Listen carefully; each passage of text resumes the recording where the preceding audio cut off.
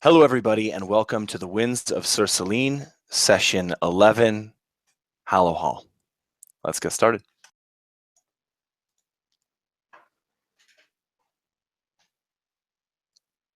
I've known heroes. I've known all kinds of heroes. Let me tell you, Hallowhall. Hallowhall is a mausoleum of heroes.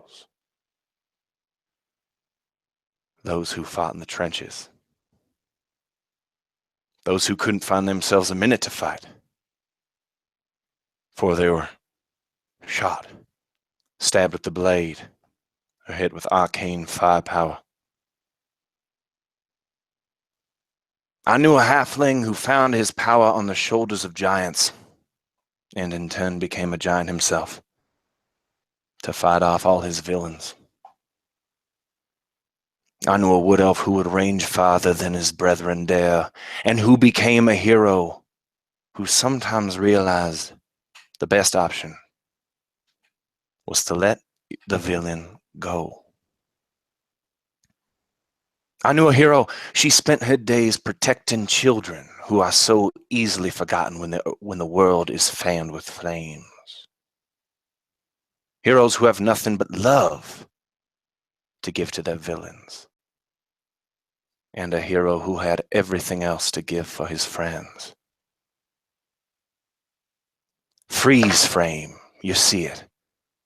The ruined underground city of Hallowhall, the road to Sur Salin sits like a charred titan upon a cold mountainous pedestal, surrounded by the gray slate of its brethren.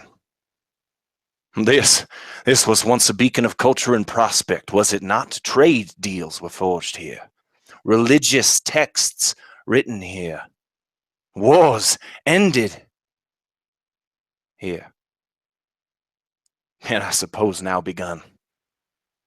Whatever Hallowhall was before, it is one with the mountain now. At the base of the city is a gate and a tunnel. At the entrance to the tunnel, stairs.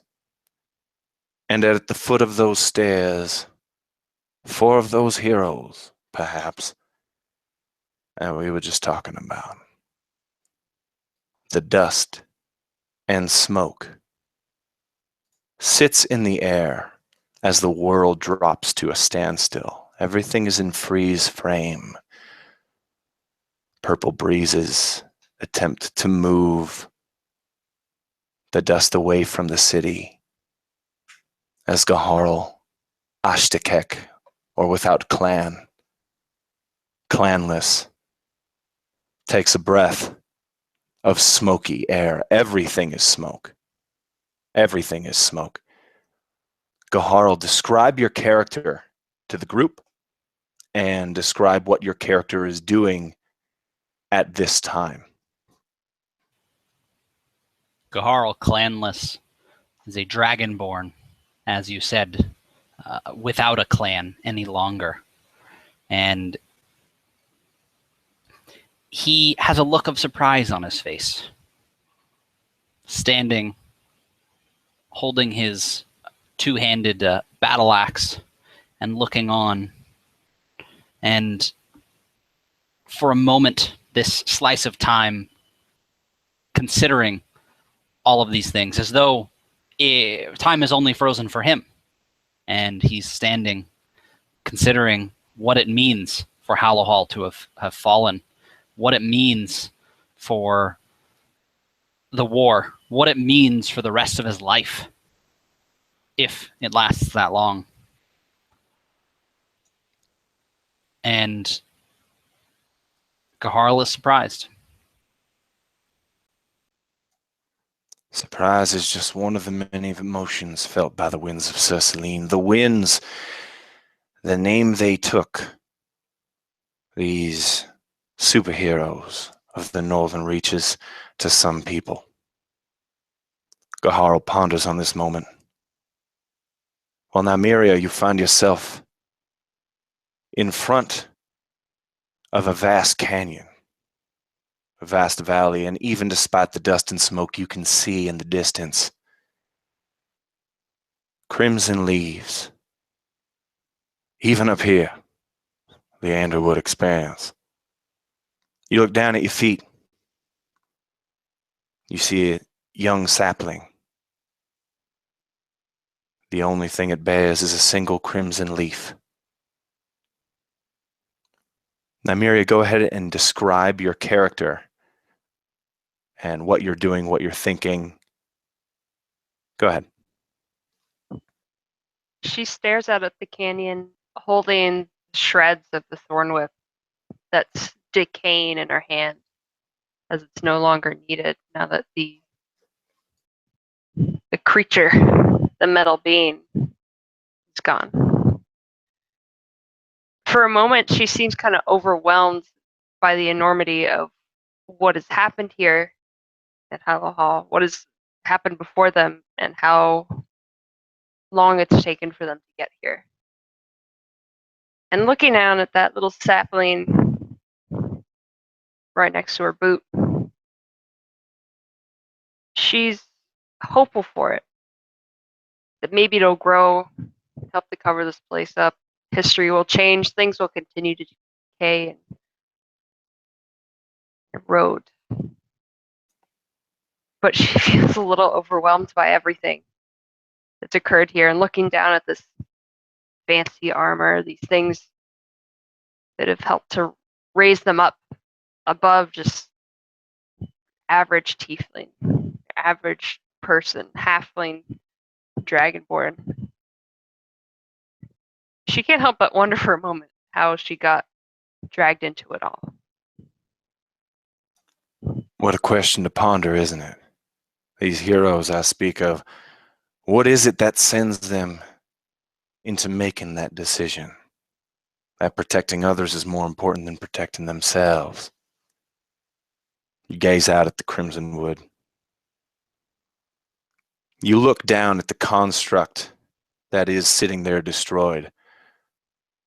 A minion of the dark power known as Zero, sent to destroy you. But it can't hurt anybody anymore. Your days, Nymeria, in the thicket have not trained you enough for this, sometimes you feel. Training.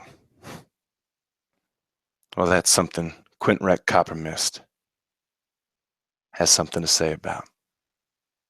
Now, Tim, go ahead and describe to me what Quintrek is doing, but involve some sort of flashback that has to do with Quintrek's past and training or something like that.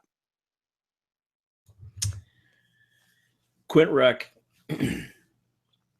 has this firearm that he acquired, and as this creature lies in a heap, he starts to sort of vigorously almost lose it, and he's just and he's pink and he's pink and he's popping these little metal clamps and these screws, and he's kind of popping it off. And he starts to take this gun apart as best he can, and he's sort of pulling at it. And he sort of starts humming.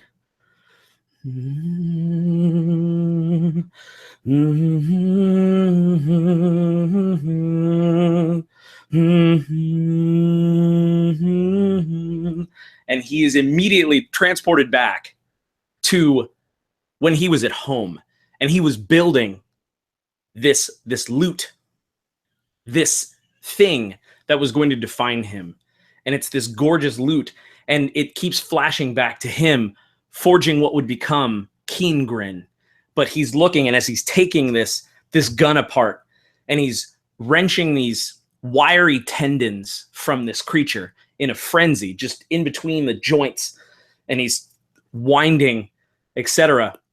And by the time he finishes, he goes back to Keengrin, and he's filing gently, and he's doing that.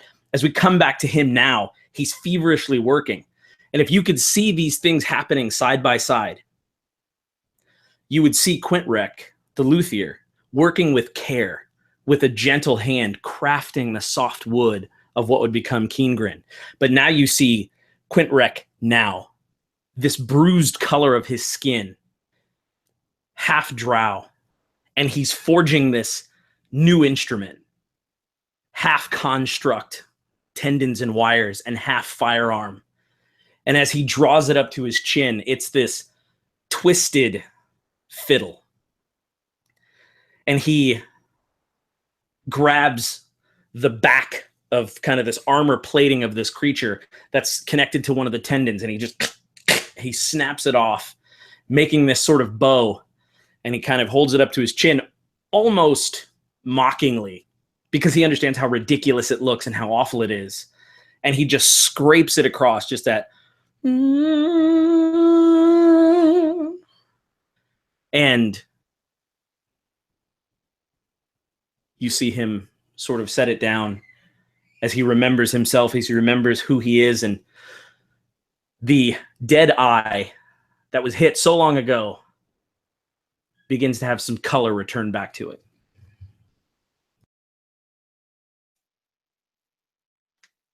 And that was the only color, I promise you, around them that day. Now I know. I called them all snowflakes for a time, too. But there's one more. I haven't even gotten to the worst of it yet. There's one more I've been saving for last. Finding himself in front of the tunnel that surely leads to Hallowhall Gate, the entrance to Hallowhall, is Orin the gnome. Orin, describe yourself. Describe what Orin Brambleberry looks like. Describe what he's doing in this moment. Orin he's an impish creature, really. He's this small, sort of stocky humanoid with long limbs. His hair is this bright crimson, stuck up in these sort of haphazard spikes. He's wearing bits of leather and fur. His feet have little more than wraps on them, these sort of rudimentary sandals. And in one hand, he's holding this gnarled, twisted wand, this just short length of wood, a piece of a tree from the Feywild. And it's this remnant of that place, of that plane. Just like Orin is a bit of a remnant of that place. He's a creature of another place and another time, a stranger in a strange land to some extent. And he's standing in this passageway leading into Hallowhall, and he's unable to speak because his voice is gone. His voice was taken from him. And now the only thing that was allowing him to communicate with other people is gone now too. And so he looks back to his companions. He looks back to Quintrek sort of cobbling together this new instrument for himself. And he looks back at Gaharl. He looks back at Nymeria. And he just sort of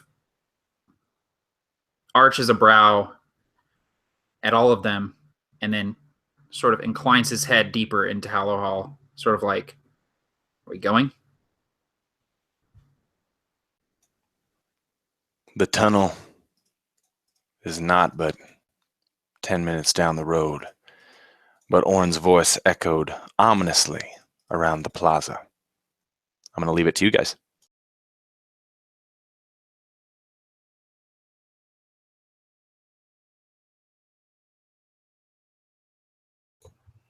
I know you didn't properly say anything, but I swear for the first time I heard you speak, though I didn't see your mouth move. Maybe I'm just getting to know you that well. Orin would sort of just shrug and sort of open his mouth a little bit and just kind of throw up his hands. a little bit frustrated that he has no way of communicating anything to you guys. And Gaharl, after this short back and forth, would simply agree, like, yes, I believe it is. Might as well get on with it, and sort of begin slowly heading toward Hallowhall, expecting that there's not much more to do between the Red Fort and Hallowhall. Glad it's not just me who heard that. But yes, we should definitely get going, and maybe we'll get to hear more from you, Orin. Whatever's going on around here. It was interesting. Orin went to speak. Nothing came out, but still there was something. Some voice screaming something through time. The journey to Hallowhall Gate was short. But there it was, greeted by a strong stench of waste. You'll see it on the mountainside after the tunnel ends. The sky itself is gray. A gargantuan slab of black marble veined by shock-white bolts of diamonds. What do you do?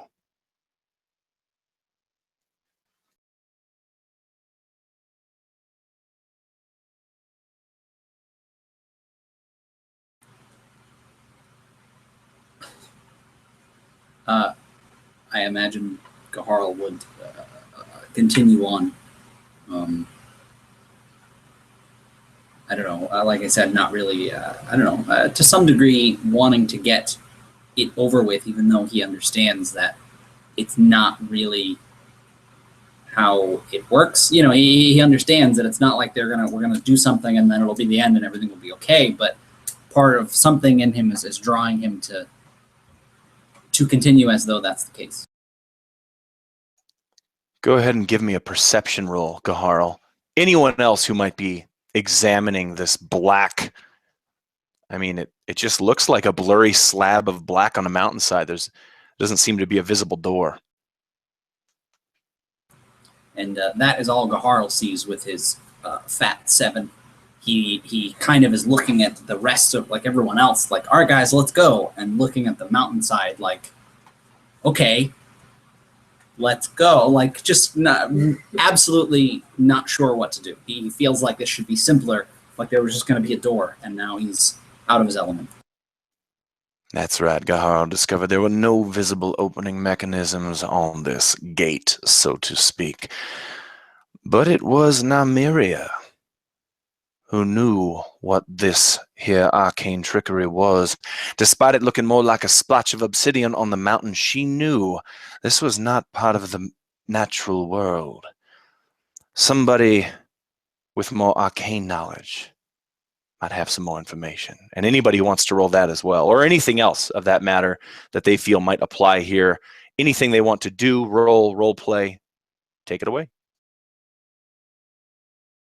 So I think Quintrek, especially with his newfound understanding and acceptance of magic, he is probably hungry to understand it more and use it more. So what I'm going to do is specifically try to roll a dedicated Arcana check. And Cool. What I'll also do is, while I'm doing this, I'm going to press my hands against this. I want to feel whether this is hot, cold, etc. So I'm going to sort of, gently sort of press my hands against this thing while I Arcana check. Do I die? No, but I will say, Quintrek Coppermist stepped in front of the party and realized the stench orating from the bodies. The bodies pressed up against this black splotch on the mountainside and nearby, the bodies of those felled by the construct. You press your hands against the door and you realize what this is. Hallowhall Gate is no mere door. This door was created by the faction known as the Octaves, masters of invisible doors, which they kept secure by camouflaging them into time. It is very complex. I won't get into it now, but Quintrek felt that door vibrating. With his unnaturally keen perception, it was almost as if there were people on the other side speaking. But he knew that if this was truly what he thought it was, this is one of the mythical sentinel gates of Enkea. Only to be opened from the inside unless a certain puzzle dependent on the gate is solved.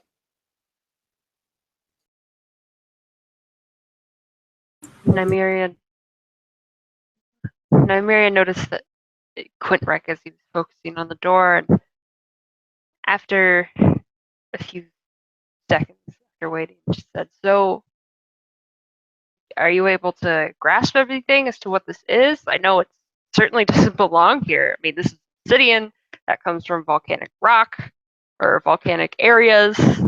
Certainly doesn't really fit in."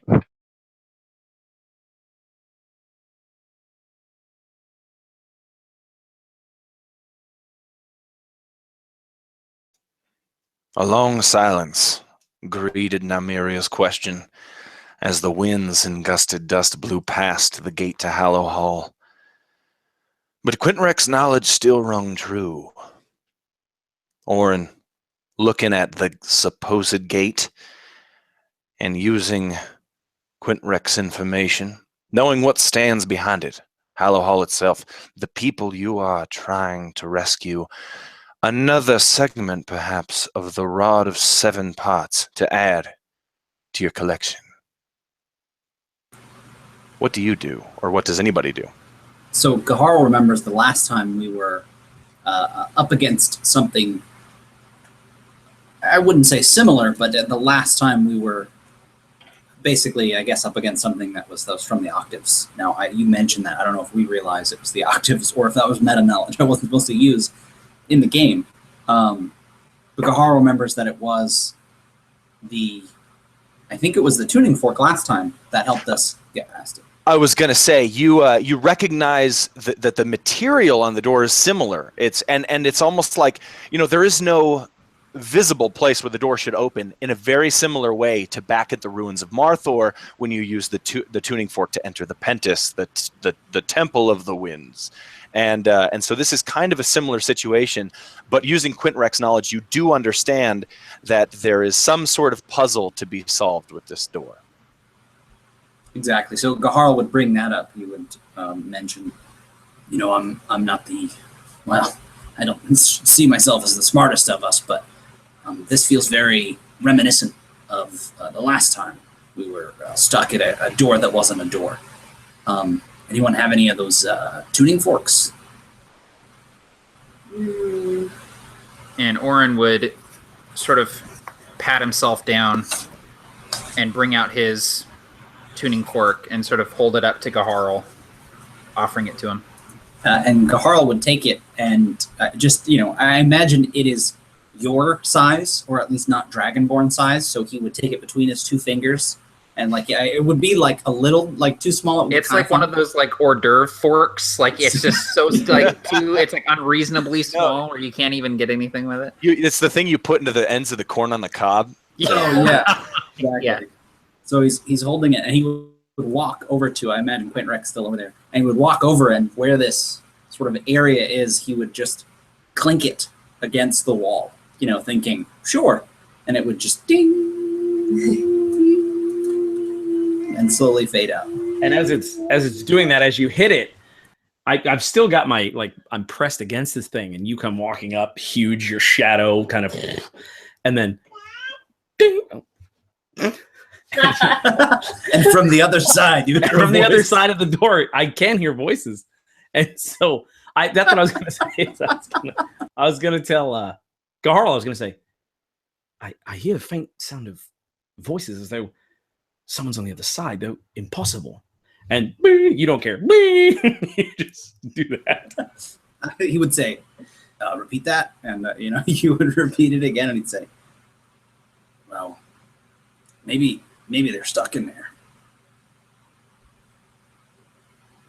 But I don't think he would be stupid enough to start yelling through the door to try and contact them. I don't know what you guys see in there, but there's no knob on my side.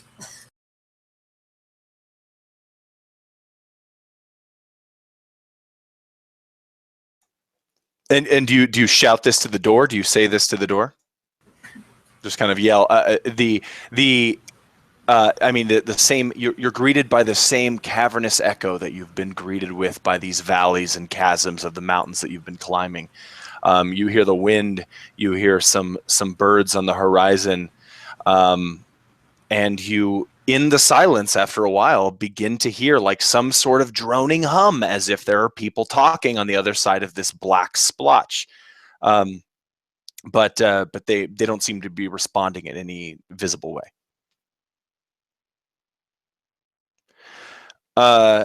Quintrek, do me a favor and roll a D.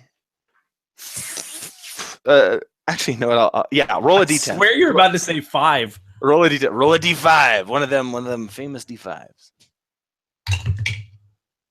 It is a spectacular 1. Okay, now roll a roll a D4. Okay. It is a 4. A 4. The first thing that catch your eye from the gate, after it began to move without your permission, was a black and obsidian ear. Now, not just any ear. This ear was shaped in the unique large lobe shape of the dwarves.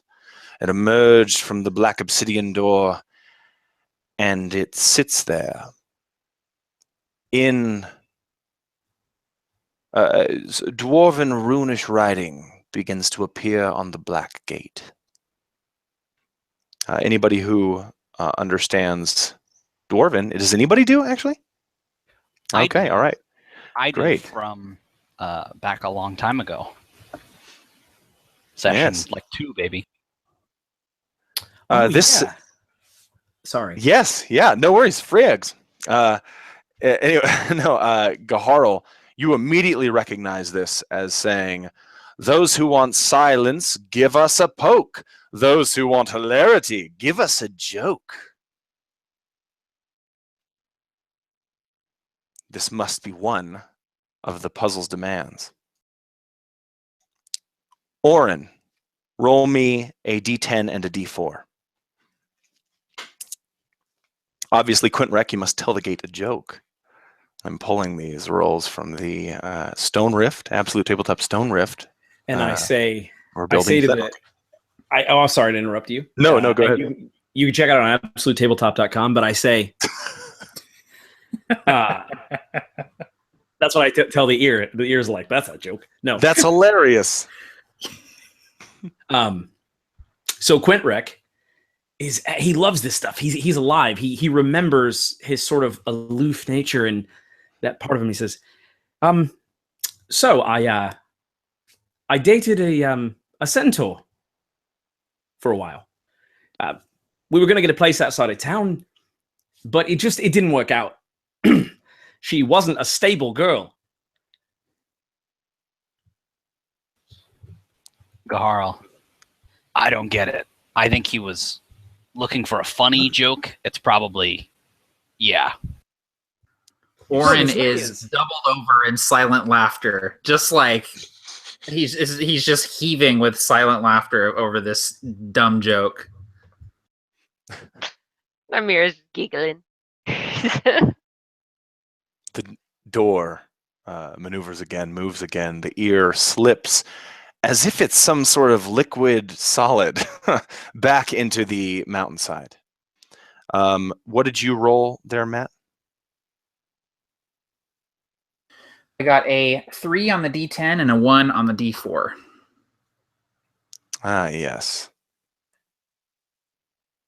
A long moment passes after the ear disappears. Well, I suppose none of them saw this next one coming. Everybody roll a dexterity saving throw. I unmuted so you could hear the click. The clickety-click. Clickety-clack. Don't go back. Yeah. I'm a very dexterous boy.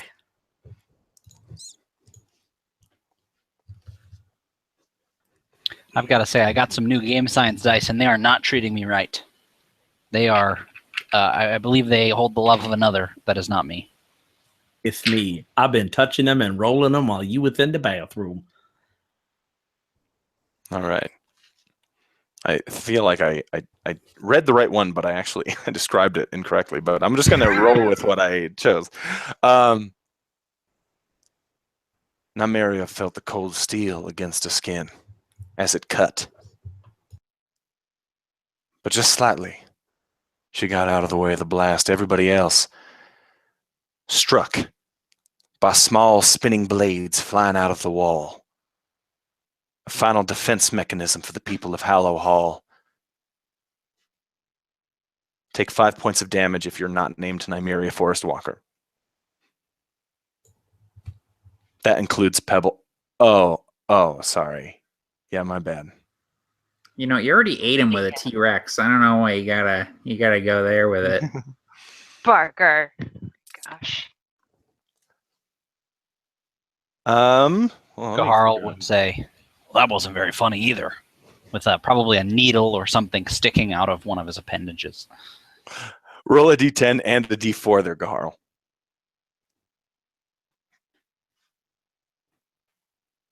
A 6 on the D10 and a 2 on the D4.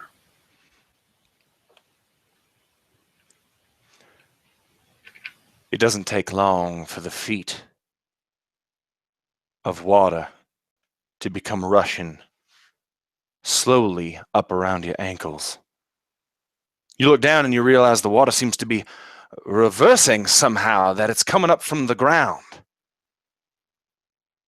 Everybody make a strength or dexterity saving throw to avoid the quicksand of this moat that has begun to surround the door in its final test.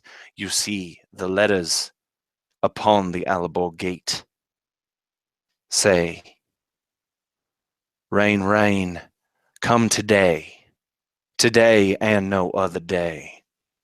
This is your final test." Gaharl, without clan,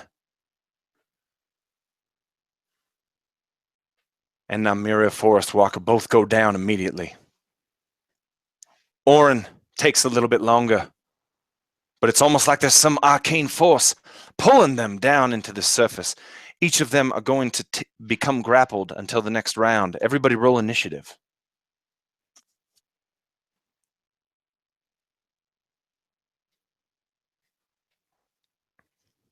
Slowly but surely, as the water becomes around your knees and around your hips, around your neck,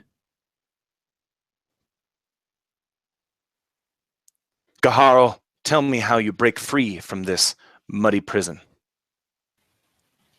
Gaharl would feel the quicksand, like you said, immediately surprised from suddenly almost the ground beneath him turning to, well, quicksand, but going from the, probably hard, rocky, maybe a little muddy, he begins to sink, but he's big and he's got a lot of weight to him, and he kind of just steps out of it, and he steps and his foot goes in a little further in the next step and the next, but he kind of is able to find his footing in some of the firmer spots, and he's able to break free of the quicksand as he watches some of his compatriots quickly sinking, much smaller than him.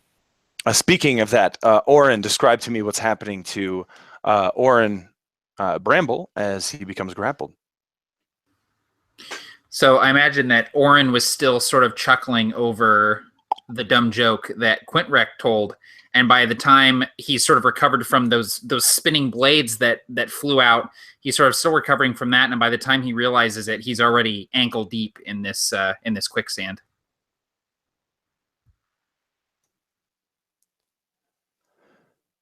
Nymeria goes down as well, but Quintrex stays standing. Go ahead and describe to us how you stay standing and what your action will be, Quint, since you are first in the initiative order.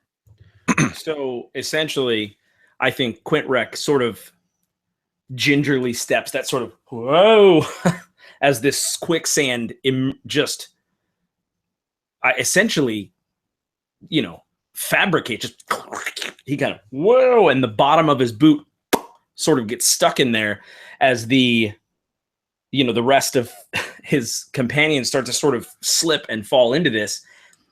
Without thinking, he jokingly, I mean, it looks farcical, he reaches down to grab for Gaharl.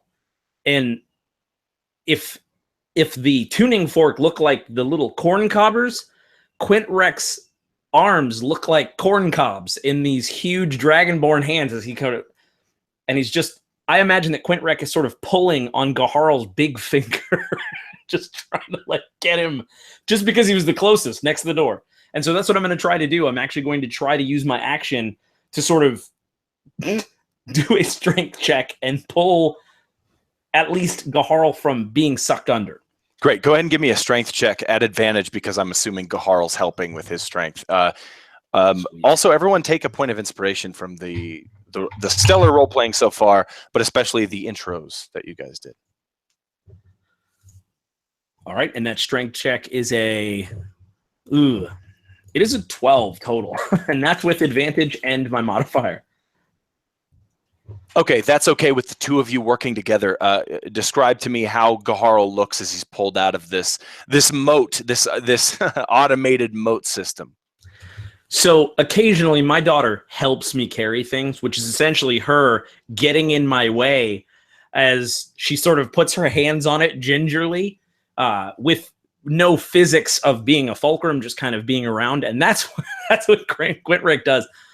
I'm holding Gaharl's finger, and he essentially, I see his sort of, large hand maybe push the solid part of the ground, sort of just pull himself out as I'm holding his finger, doing this press, this dip.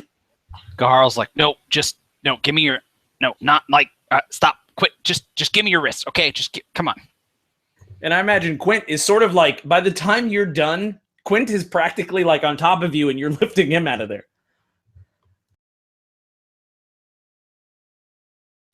And that's exactly what happens. You stumble backwards. Gaharl, you stumble backwards after he pulls you out, and there's Quint kind of falling near next to you as Orin is still being dragged down. Gaharl, now that you're out, what do you do?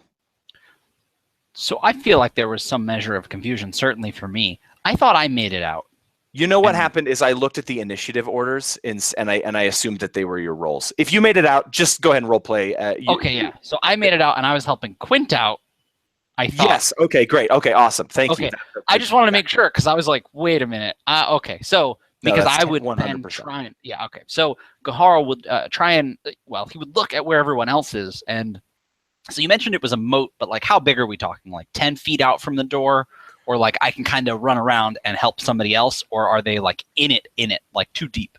To be very descriptive, we're talking the whole area surrounding this mountain pass that is surrounding this door has become instant quicksand, and it's almost like a swampy where there are patches of dry land, but it's trying to catch specifically heavy people inside of its grasp. Oh, okay, does that answer your question? Yeah, so it's large, widespread. Yeah, it's not I'm going to run around this 10-foot square. Yep, exactly. So, based on that, I guess Gaharl would it be possible? Is it possible to move through it, knowing what I'm doing? Maybe look for spots and give you some wade through quicksand checks in 3.5.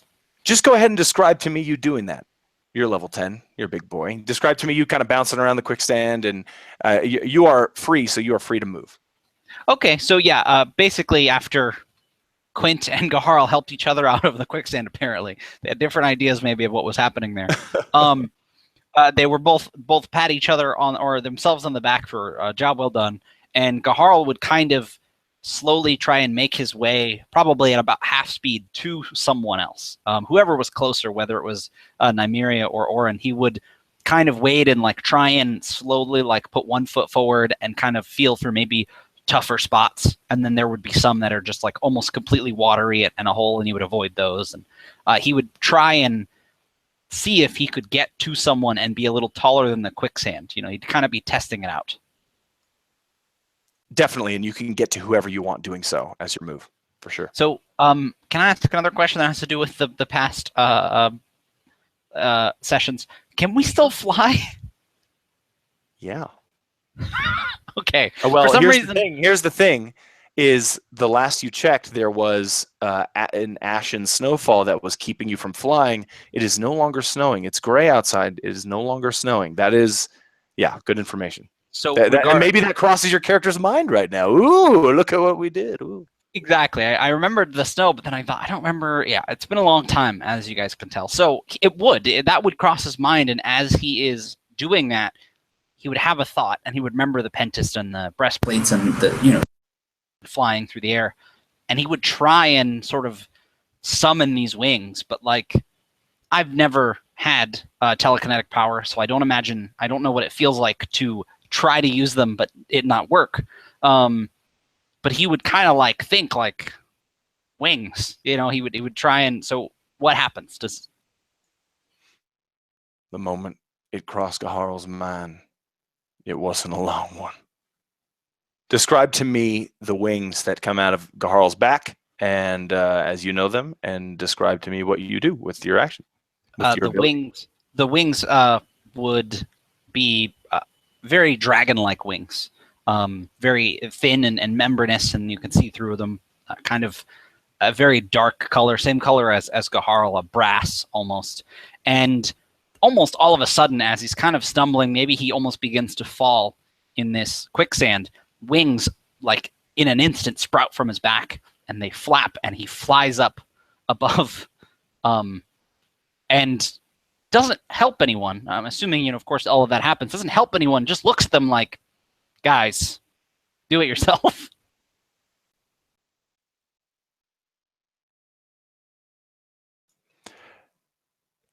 Nymeria, go ahead and describe to me what you, a tiefling, look like completely out of your element in the mountains, now becoming ensnared by this trap.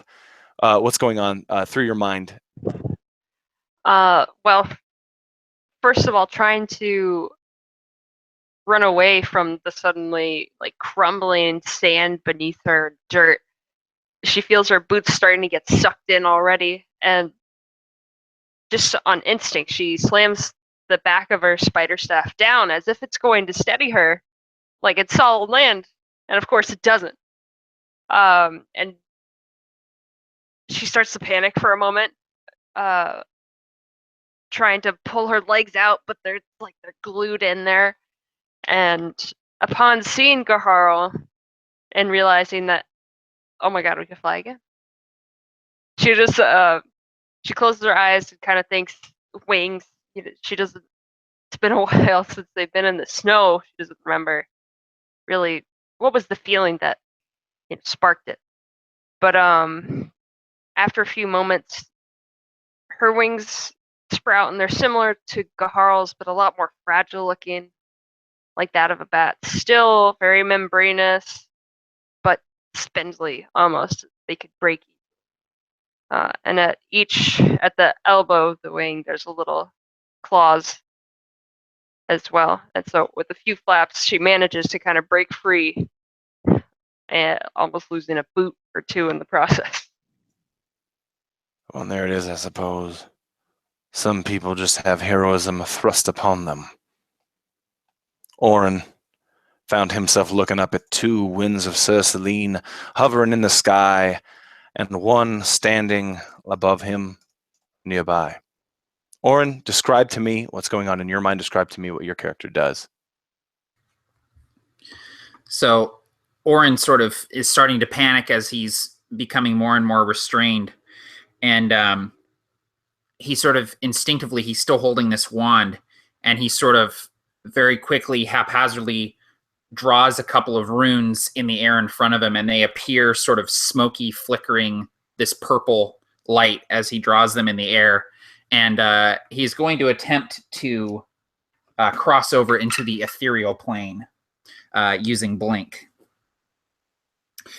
So he casts Blink, and then I roll a d20 at the end of each of my turns for the duration of the spell, which is a minute. Great. So let's see. On a roll of 11 or higher, you vanish from the current plane. I got an 18. So Orin draws these runes in the air, and there's just this, and there's this sort of puff of purplish smoke, and the space where Orin was in the quicksand is sort of a vacuum now, and it just immediately fills in with sand as Orin vanishes from this plane of existence.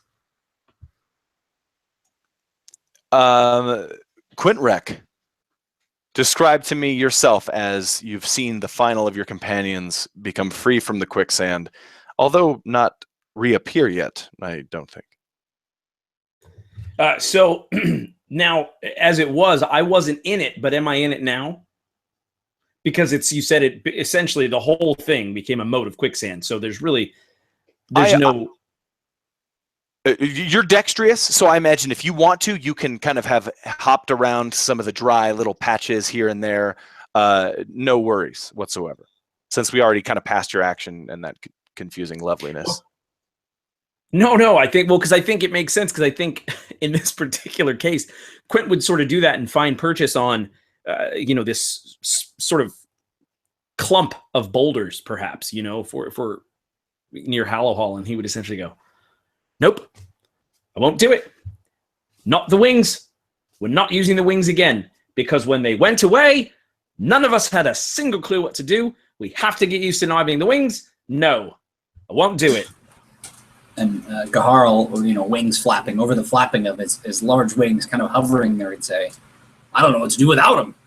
And he would just kind of almost do a flourish. Very, very clumsily. Like if you could clumsily fly, he would kind of do like a spin and almost crash down and catch himself. And it would be very clear that he was out of practice. And Quintrek would actually say, he'd say, well, they suit you. It matches. Dragon, wings, right? Half elf. No wings. Orin, where do you reappear? So I'm still in the ethereal plane and continue to be in the ethereal plane until... Whenever you damn well please. Yeah. I can... So such a time that the pizza gets delivered to my house. Yeah. At the start of my next turn, and when the spell ends, if I'm on the ethereal plane, I can return to an unoccupied space of my choice that I can see within 10 feet. So basically, on my next turn, so I spend a few seconds in the ethereal plane, and I imagine that, it's very similar to sort of the Twilight realm that Frodo goes into when he puts on the ring. Like, I can see everybody, but it's kind of like ghosty, and there's like wind blowing, and I can kind of hear like voices, but they're sort of muffled. I can't really make out exactly what they're saying. And so I sort of quickly look around, and I'm going to move 10 feet away from the quicksand. So I don't know how much area this quicksand is taking up, but I'd like to try and move off of the quicksand if possible, Barker. Absolutely, you do so. Describe to me what it looks like as you re-enter the material plane. So there's sort of this... You know how, like, in Back to the Future, when the DeLorean, like, appears somewhere, it does, like, flash, flash, and then comes in?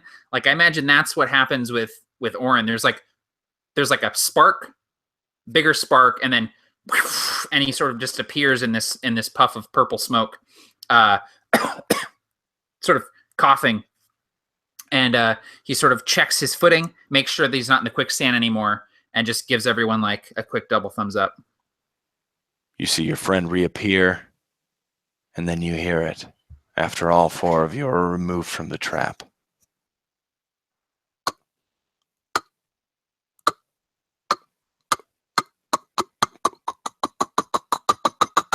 As all of a sudden these machination hinges become apparent on the mountainside, you see this splotch of black obsidian become something more defined, You see slits along the bottom and right and top and left sides. You see this slowly become manufactured into a door. And when that door opens after a few moments in some flashy, mechanical way, you see them. Some floating in the air, some appearing out of thin air, others races unheard of in this realm. You see them and they see you. Thousands of refugees, once trapped, locking themselves away from the construct machination that threatened them, but now freed by the winds of Sur Salin. They are packed into this ruined atrium, turned into a hodgepodge campground. When they entered Hallowhall, it was silent. Thousands of souls in this ruined place. The city was almost entirely destroyed.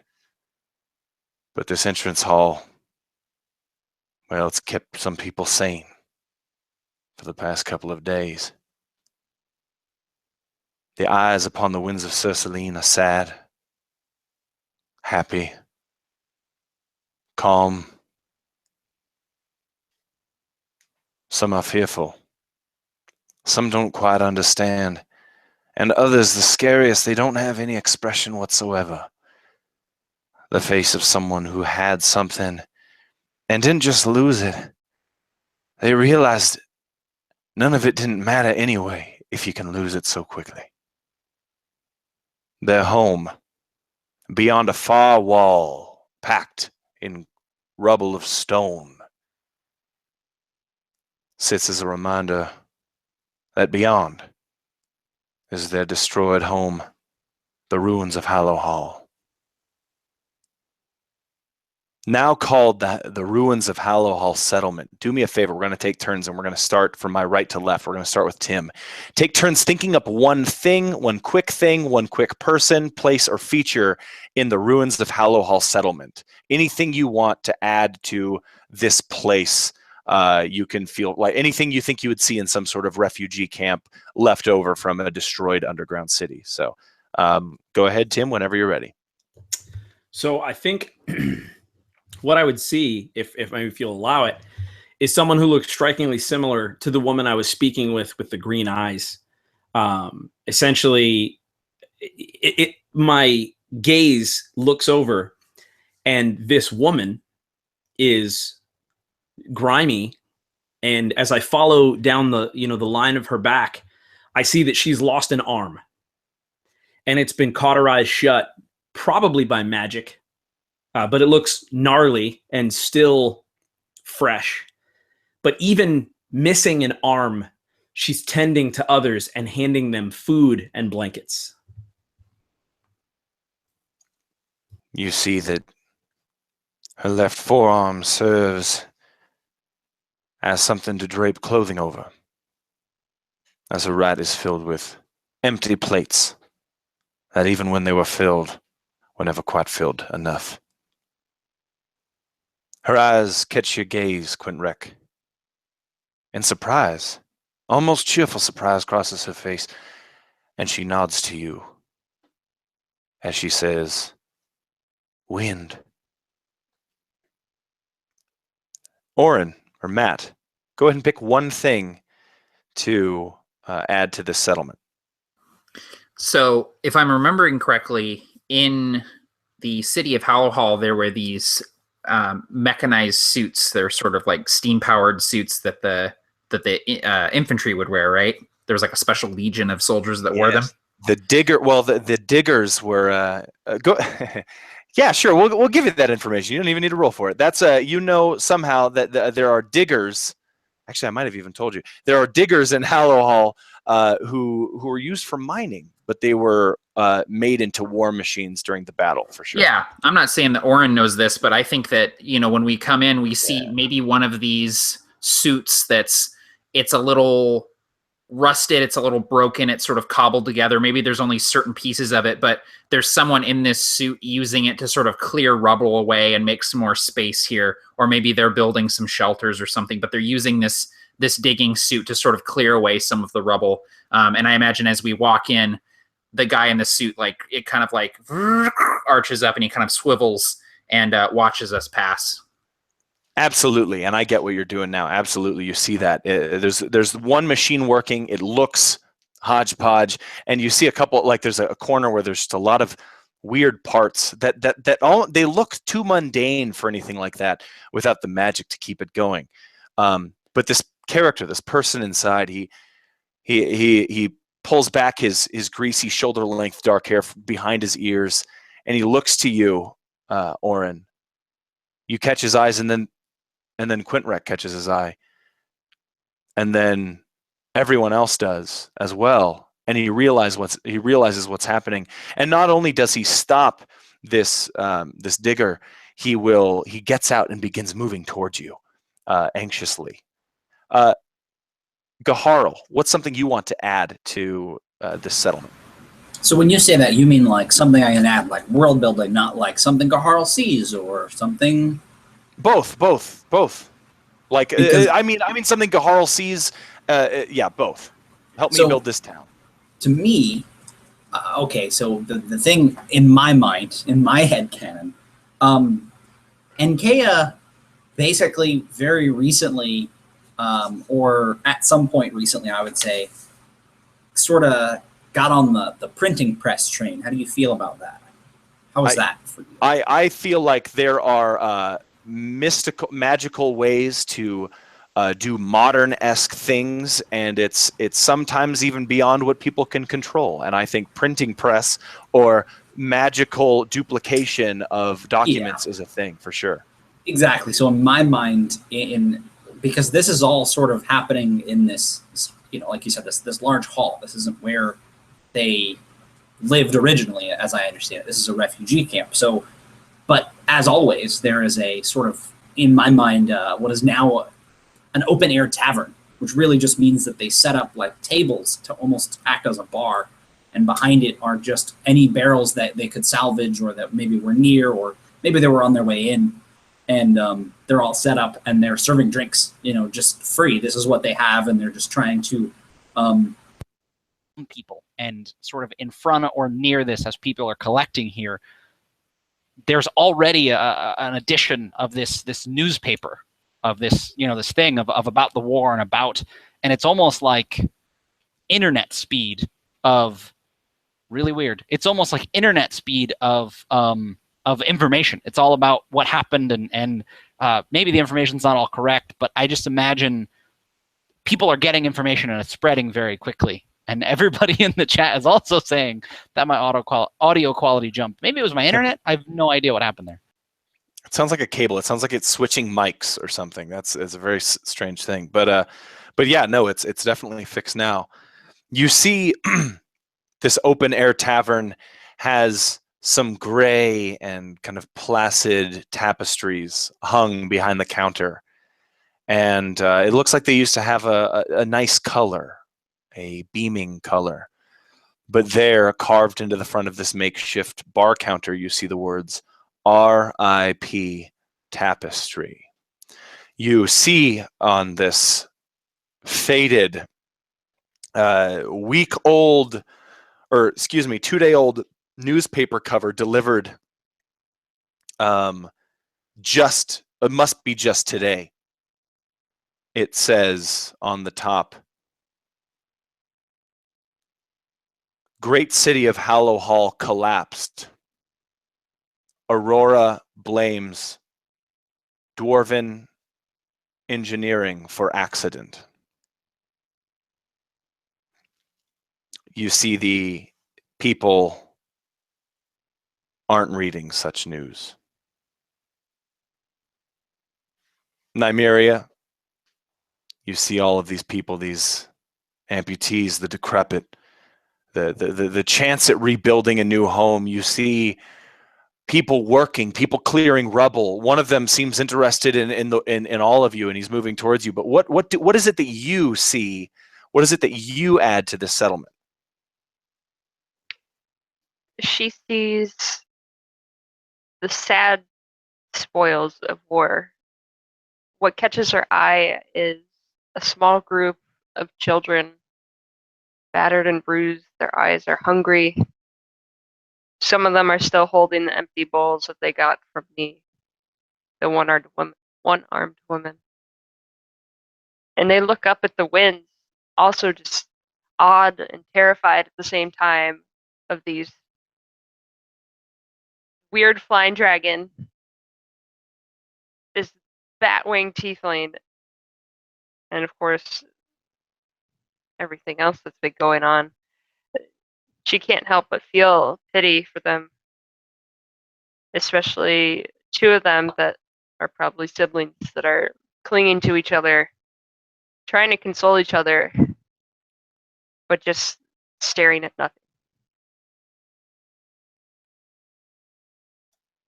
You see that brother handing his sister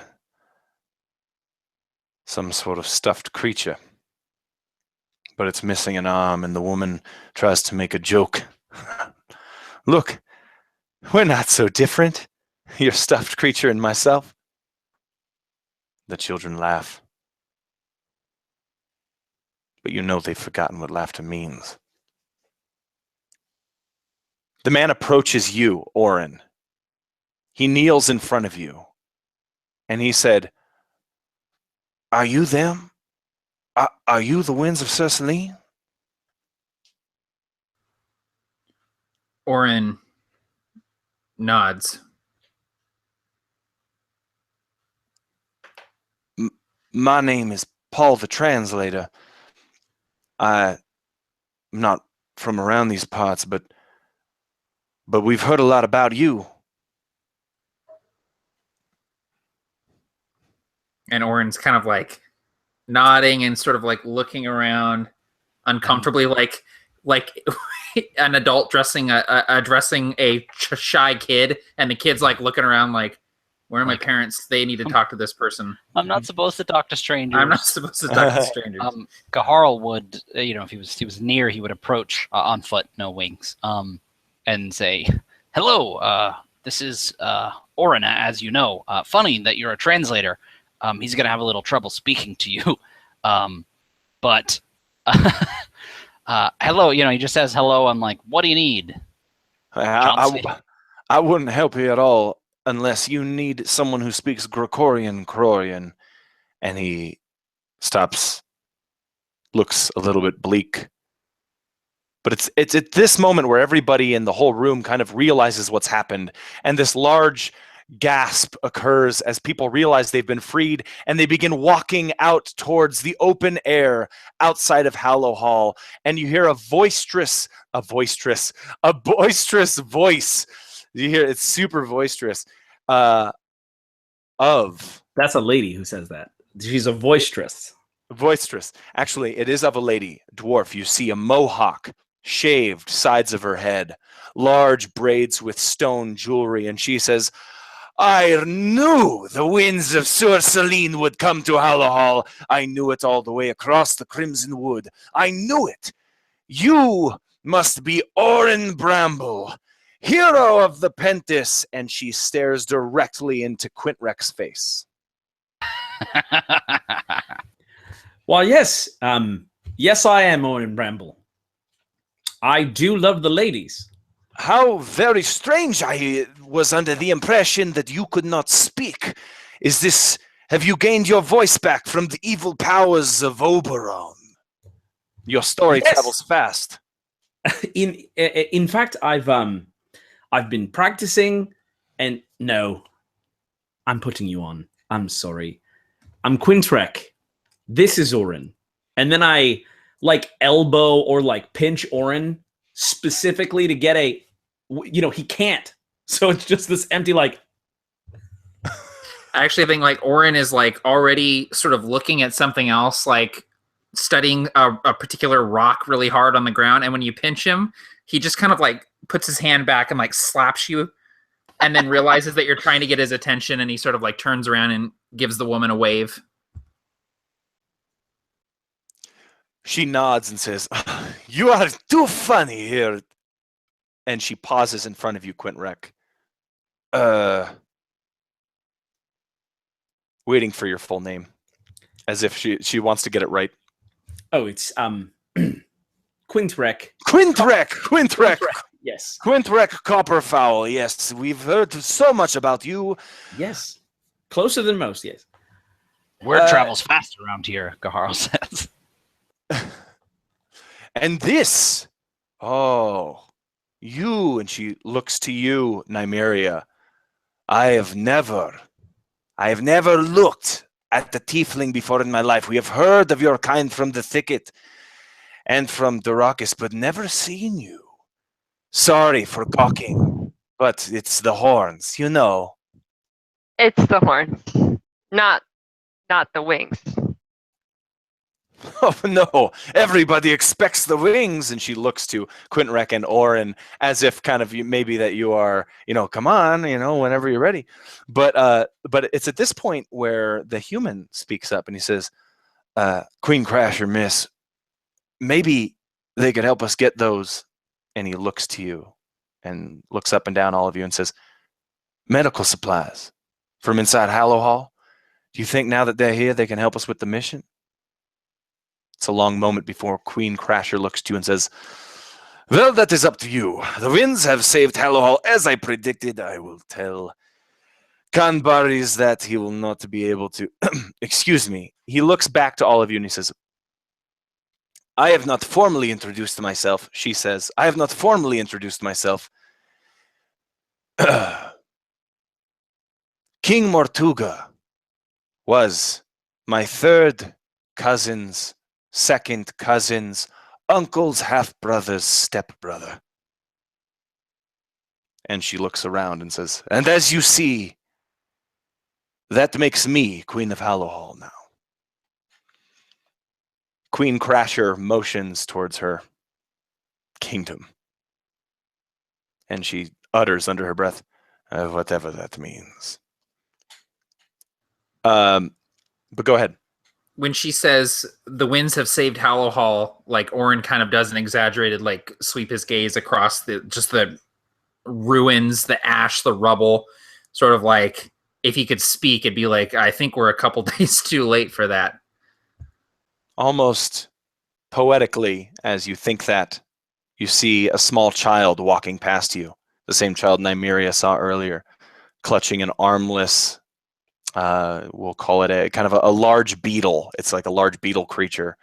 And she's clutching this and she smiles at you and waves and walks past you towards the bright lights of Sur Salin that await her outside the gate. And perhaps maybe, you weren't too late.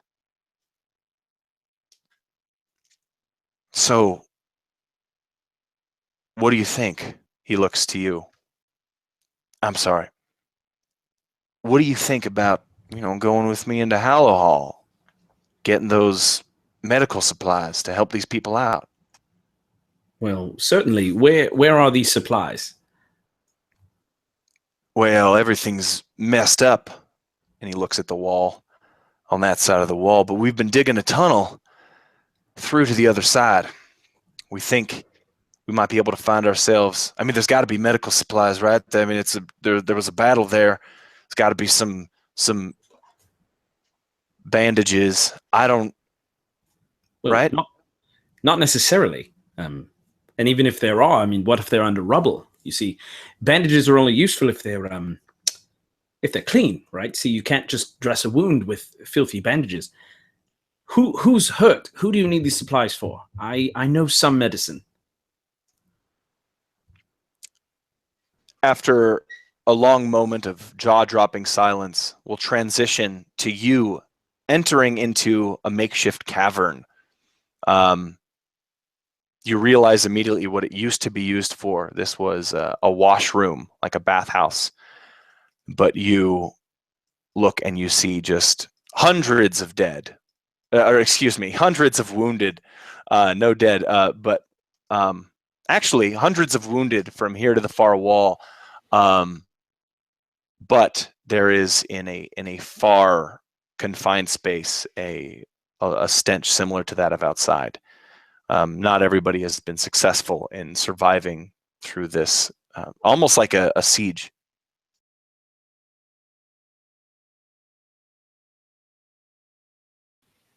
And Gaharl would sort of speak up and say to mostly more to his party members, but kind of like, yeah, I think we'd be willing to go look for some supplies, maybe 6 or 7 of them.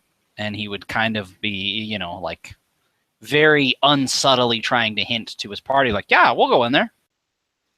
No, I agree with Quintrek Copperfowl, yes. And she looks at you. You didn't even realize she was there until she spoke up. Paul has had these daydreams of heroism, finding the medical supplies in Hallowhall for too long. The winds are here, Paul. There's no reason. Our hope lies south or north to Sur Salin, not south to the ruins of Hallowhall. We will rebuild from here. I think certainly Queen Crusher is onto something. That is Queen Crusher. Are you deaf? That's what I said. Queen Crusher. I've got an accent. I'm not from here. Fair enough. Either way, you do what you will. And she walks away and begins kind of barking orders at some faceless minions of hers. She's stern. She's rank and file. But she also does seem kind and a little melancholy about her new position. But there you are, standing with Paul on the backdrop of an area that could obviously use a little some medical supplies, as any refugee camp could. And Bandages, I the think whole gamut. I think Quint would have a sort of a one-on-one with Paul, not trying to hide it from the other winds, but really just engaging him like, hey, do you truly believe they are medical supplies? Do you have actionable intel before we go traipsing in there?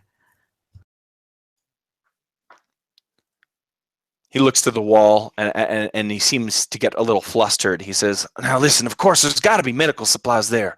And we just got to do what we can do to help. Please. If you'd like to, Quintrek, you can give me an insight check. I'm going to do that. And while I do it, I'm going to hide it while I cast Mass Cure Wounds, which is essentially, it's an action, but for 60 feet in this building, it's a healing spell. Oh. So what I'll do is I'm going to roll that insight.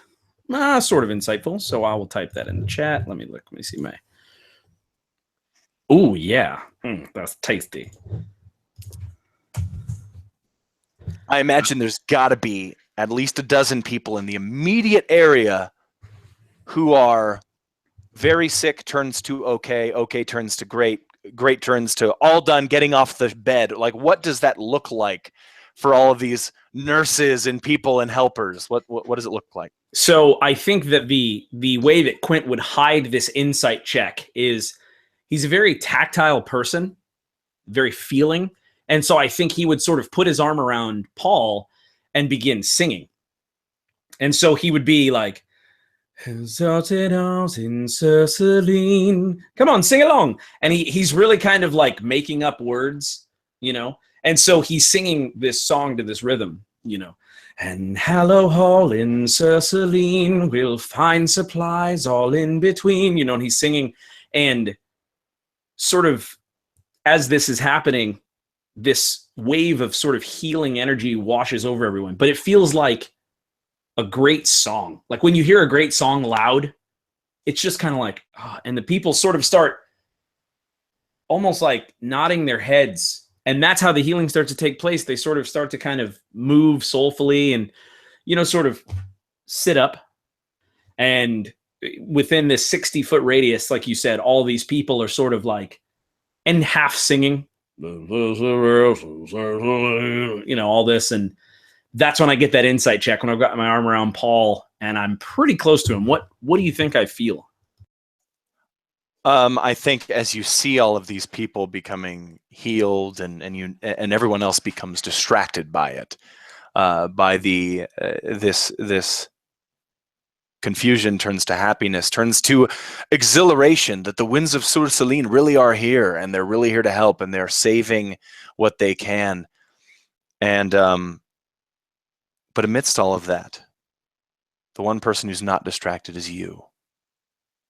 And you know, deep down, Paul the translator has something to hide. And that he's scared. So I play it off and sort of, turn and keep kind of singing and humming. And I go over to Gaharl and I'm like, Kentucky Burger, Sur Salin. And then I come over and I go, he's lying. And I keep on just kind of doing it like that. And Gaharl, sorry, go ahead. No, please, you go ahead. And I imagine that most people would be distracted. So as subtly as he could, Gaharl would half jokingly say, yeah, I don't think he's a translator. He made up the name of that language he translates. Like, kind of like going with it. Like, yeah, I didn't like this guy from the start. Now, is this within his earshot? Like everyone else is distracted, but he can hear what you're saying about him? I would hope not. I was trying to do it to where it's like everybody else is kind of hummity, singity, and I'm like, hey, man, this guy. Yeah, this guy and I would that is exactly, fine. and I would do the same thing, kind of like speak lowly, for I would try not to let him hear me. Yeah, I'm like, this guy's full of old Gaudia baloney. Now, I just made a roll. While he doesn't hear you, he does recognize that he is not a very good liar, and he does kind of see the charade that not really he doesn't see it as a charade, but he sees all the things that are happening, and he says, "Now listen, I don't have much time, but trust me, it's worth it. You want to go in there."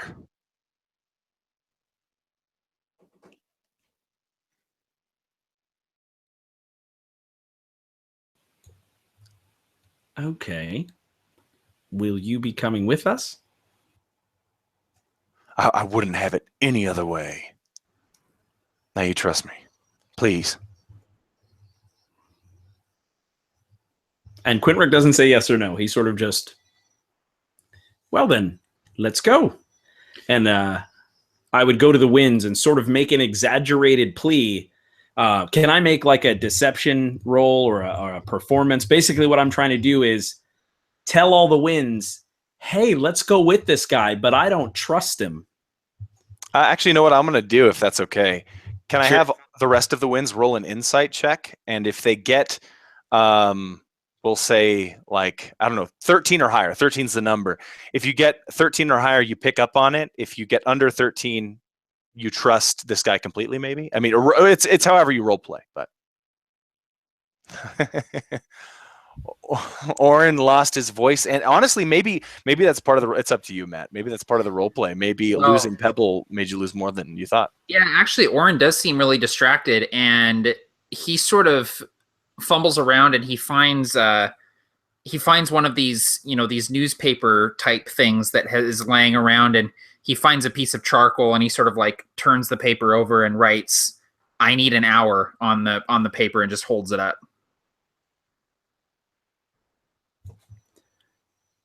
An hour. And then I would look at Nymeria and I'd say, Nymeria, do you think we can spare an hour?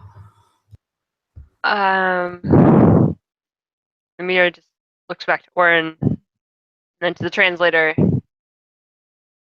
kind of gives him a little squinty-eyed look, then back to Oren. Oren, why do you need an hour? Is there something you're looking for in here? If you can... And Oren like rubs out the charcoal that he has in there and gets black soot all over his hand, and then writes someplace quiet, and then points to himself. I need someplace quiet.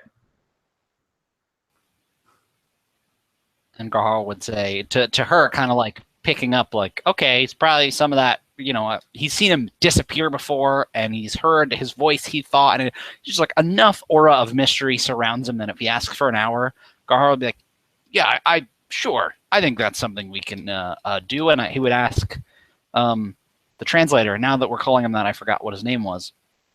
But we're asking the translator. And Paul, the translator, hey, is there a place we could find? Of course, I guess a bunch of people are sort of filing out, but Gaharl would ask if there was a sort of an alcove or something they could go to just take a minute or an hour in this case, somewhere quiet. Yeah, okay. Yes, we should. We can. Let's definitely do that. Oren, describe to me the room that you have for an hour. Describe to me the people around you. Describe to me everything that you're doing. So I think we find this sort of like, it's not really a room so much as it's an area that has walls of rubble around it. And it's not completely isolated, but the sound of other people's voices and just people sort of coming and going is somewhat muffled in here. And so it's a little corner that we've managed to find. And Oren will enter, and he doesn't mind if people follow him if the rest of the winds come. They've actually seen him do this before. He clears a spot on the floor, brushing away some of the dust, and with that same piece of charcoal, he very quickly but expertly draws that runic circle, very similar to the runes that he draws in the air when he casts spells. And he brings out that bowl, that metal bowl, and he sets it down, and he brings out that bundle of sage, and he lights it.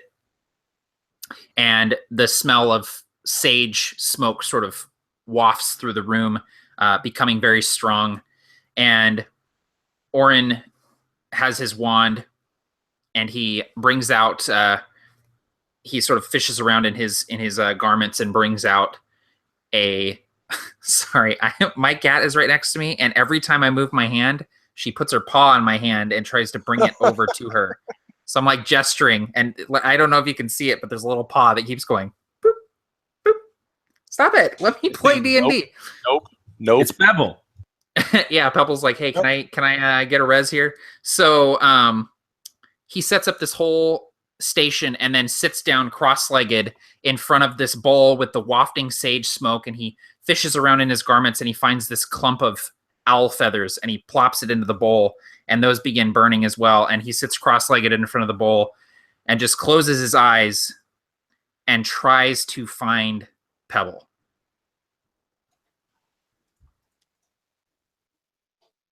The ritual went as it usually did. Short periods of work, long periods of waiting. If anyone around Oren, they would have just seen him. Eyes shut, on the floor, looking around, his eyes whisking around like he's in some sort of dream.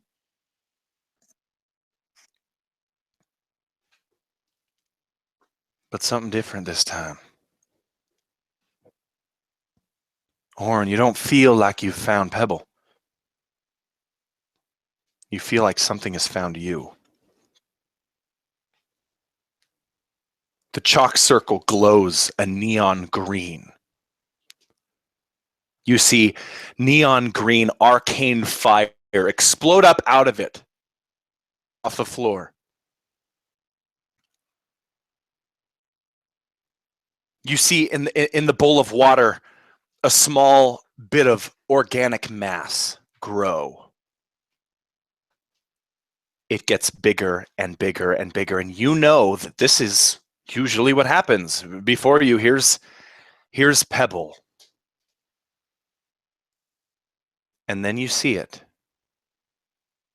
before you, sitting on top of this chrome bowl of water. And that is where we're going to take a 5-minute break. And we'll be right back, ladies and gentlemen. I hope you're all enjoying. Thank you all players for playing in this campaign. This is always great. This session is fun as usual. And when we get back, we'll do some official introductions of everybody, if that's cool with you guys. Awesome. See you guys in a minute.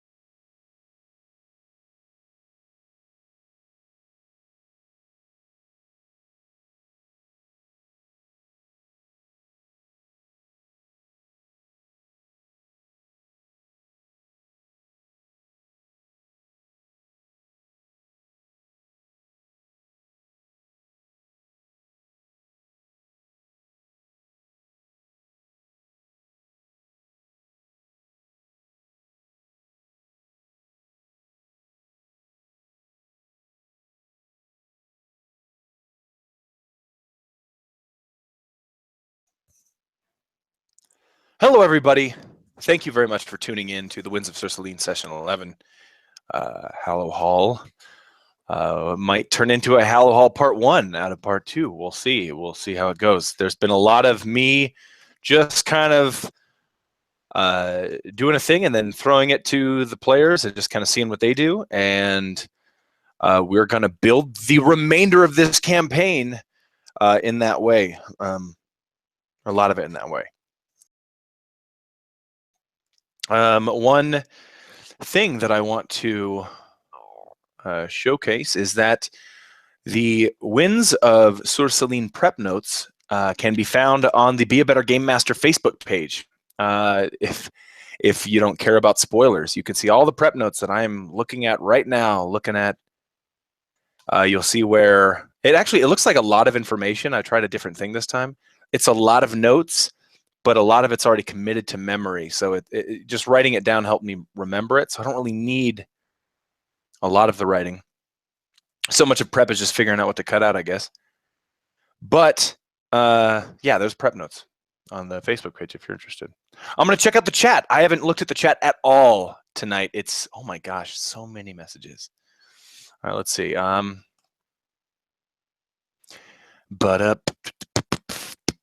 Oh, people are talking about Pebble's return. So what classes are you guys playing? Jason Anderson. Orin Bramble is a warlock. Nymeria Forestwalker is a druid. Gaharl Clanless is a paladin. And Quintrek Coppermist is a bard. This is seriously the most special snowflake group of characters I've ever seen. When the half-drow, well, I don't know. I was gonna say when the half-drow bard is the most normal of the bunch. You know, you got a problem. I think not a problem. I think it's great, but I actually think that he's one of the more unique characters now, for sure, in my opinion. Let's see, Pebble comes back as an owlbear, maybe an owlbear. What is a group of owlbears called? It's called a hoot. A hoot of owlbears. That's what I would say. A hoot. That was hilarious. That was a hoot. Holy shit, owlbear Pebble. Maybe. My wife votes for it to be some sort of owl Rex. Or a giant owl mount that Orin can ride if he so chooses. Wow, man, you really like Orin. But mostly owlbear. Okay, all right. Pygmy owlbear. Emu. Okay, cool. What's an animal that if they could talk would talk nonstop? That should be his familiar. A Michael Barker. That's what. I've been trying. It's funny. It's ironic. I've been talking a lot this game session. I've been trying to talk less, and in future sessions, I think I'm going to talk less. But it's hard with the first session because it's all kind of railroaded right now because the players have already decided we're going to Hallowhall for this reason. So. But I'm really excited about the next couple of sessions. I'm very interested in things like that. Barker Man, that badass intro. Thanks, man. Thank you. I appreciate that. Yeah. Halle Bahard. An animal that can talk a lot for his familiar, a carny. Hey. LOL. Let's see. Anyone else here right now? I said 5-minute break. I took a 4-second break. But there's a lot of cool stuff to discuss, a lot of cool stuff to talk about. And speaking of cool stuff to talk about, Matt Click is here. And so I'm just going to... I am pretty cool to talk about. Yeah, that's it. Do you have any cool stuff to talk about, though? Harbinger playtest started today. That's pretty cool. That's what I was like trying to lead into. I thought you were going to like explode with it. Oh, yeah, the Harbinger playtest. But you were like, oh, well, there's the Harbinger thing today. I don't know. I've been playing Zelda. Rogue One came out today on Blu-ray. Oh, nice. There's a new season of RuPaul's Drag Race premiering tonight. What other cool stuff is happening? No, yeah, we've been working on this sort of dark science fantasy setting and rule set for D&D 5th edition called Harbinger, and we just started the playtest today. And the response so far has been really positive. There's actually people running games today. I know Lloyd already ran a game. He might still be running it actually right now. There's a bunch of games happening next week, so it's really cool. Something we've been working on for a while now, and it's awesome to have people actually playing it. And I was listening into Lloyd's game while I was making dinner tonight, and they were talking about Astra, and they were making astrogation checks, and I'm just like geeking out so hard because it's only existed in a Google Doc up to this point. Yeah, Dude, it was astrogation very cool to see. checks. That's awesome. Here she is. Here's my little Hey. assistant. Mm-hmm. Look, SK. Lieben Baku Baku. Give it to me, Baku. Meow meow meow meow. Dude, She I'm wants sure, a goldfish, but she's not. I'm gonna get sure one. that she will happy to know when she is someday one with everything that her legacy went on beyond me. Yep, exactly.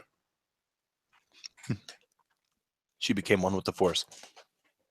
We are ripples of those that surround us, and we will remember her through those ripples.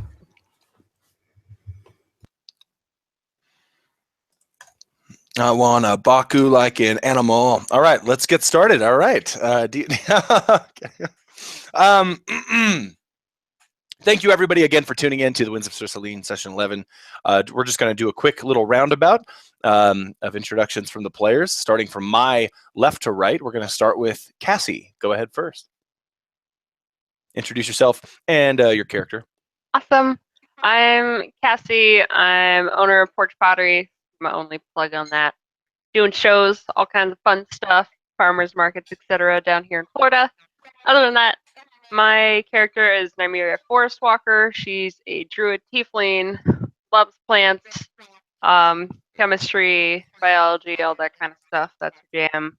And I am so excited to be playing her again. I think it's been well over a month. Let's get to it. It has been a while.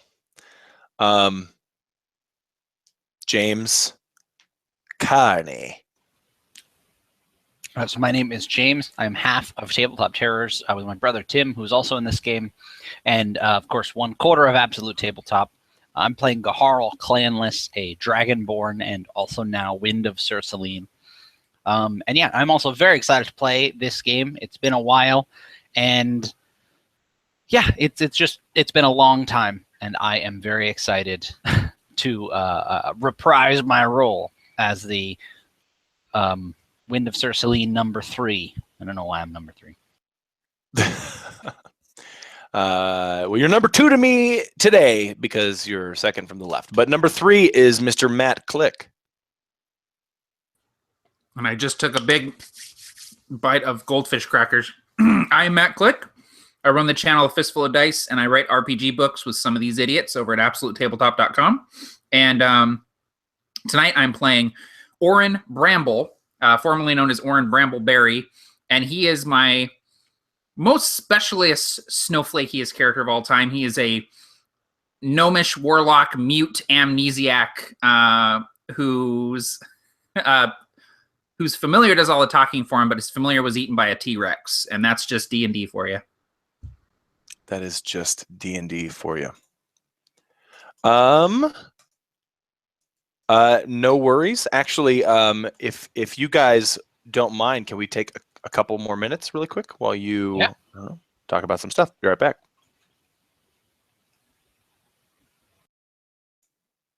And then all he heard was silence. Okay. Yeah, I didn't know what that I didn't meant. know I was going to be in charge of it. I was like, yeah, Barker, go for it, dude. He's like, yeah, sounds good. Take What's her the topic away. of conversation, baby? And Barker's like, mute, bye. He's like, I forgot to do something during the break. James, you want to talk about Breath of the Wild and how amazing it is? Man. That's Yeah. so I fun. was going to say, Cassie is probably the premier expert in our house on it. The Played Breath of the crap out Wild of that. aficionado. Here's the crazy thing. She's been playing, I feel like she's played a lot. Yeah. Certainly a lot more than me. And then the other day, still, she marked a tower to go there. I'm like, there are still towers for you? Yeah. I'm excited. It's crazy, man. To see and do, yeah. Have you I done climbed a anything? tower the other day. I can't remember what it was called, but it was in like the northeasternmost region, so it was like pretty far up in the map. And I was up there totally by accident because I was going to the Zora domain, but I like somehow ended up like way on the other side of the map. And Crazy. I found this. I sort of stumbled upon a tower, and I was like, well, it'd be stupid not to grab the tower while I'm up here, so that I can at least, map it out, even if I'm gonna just quick travel back.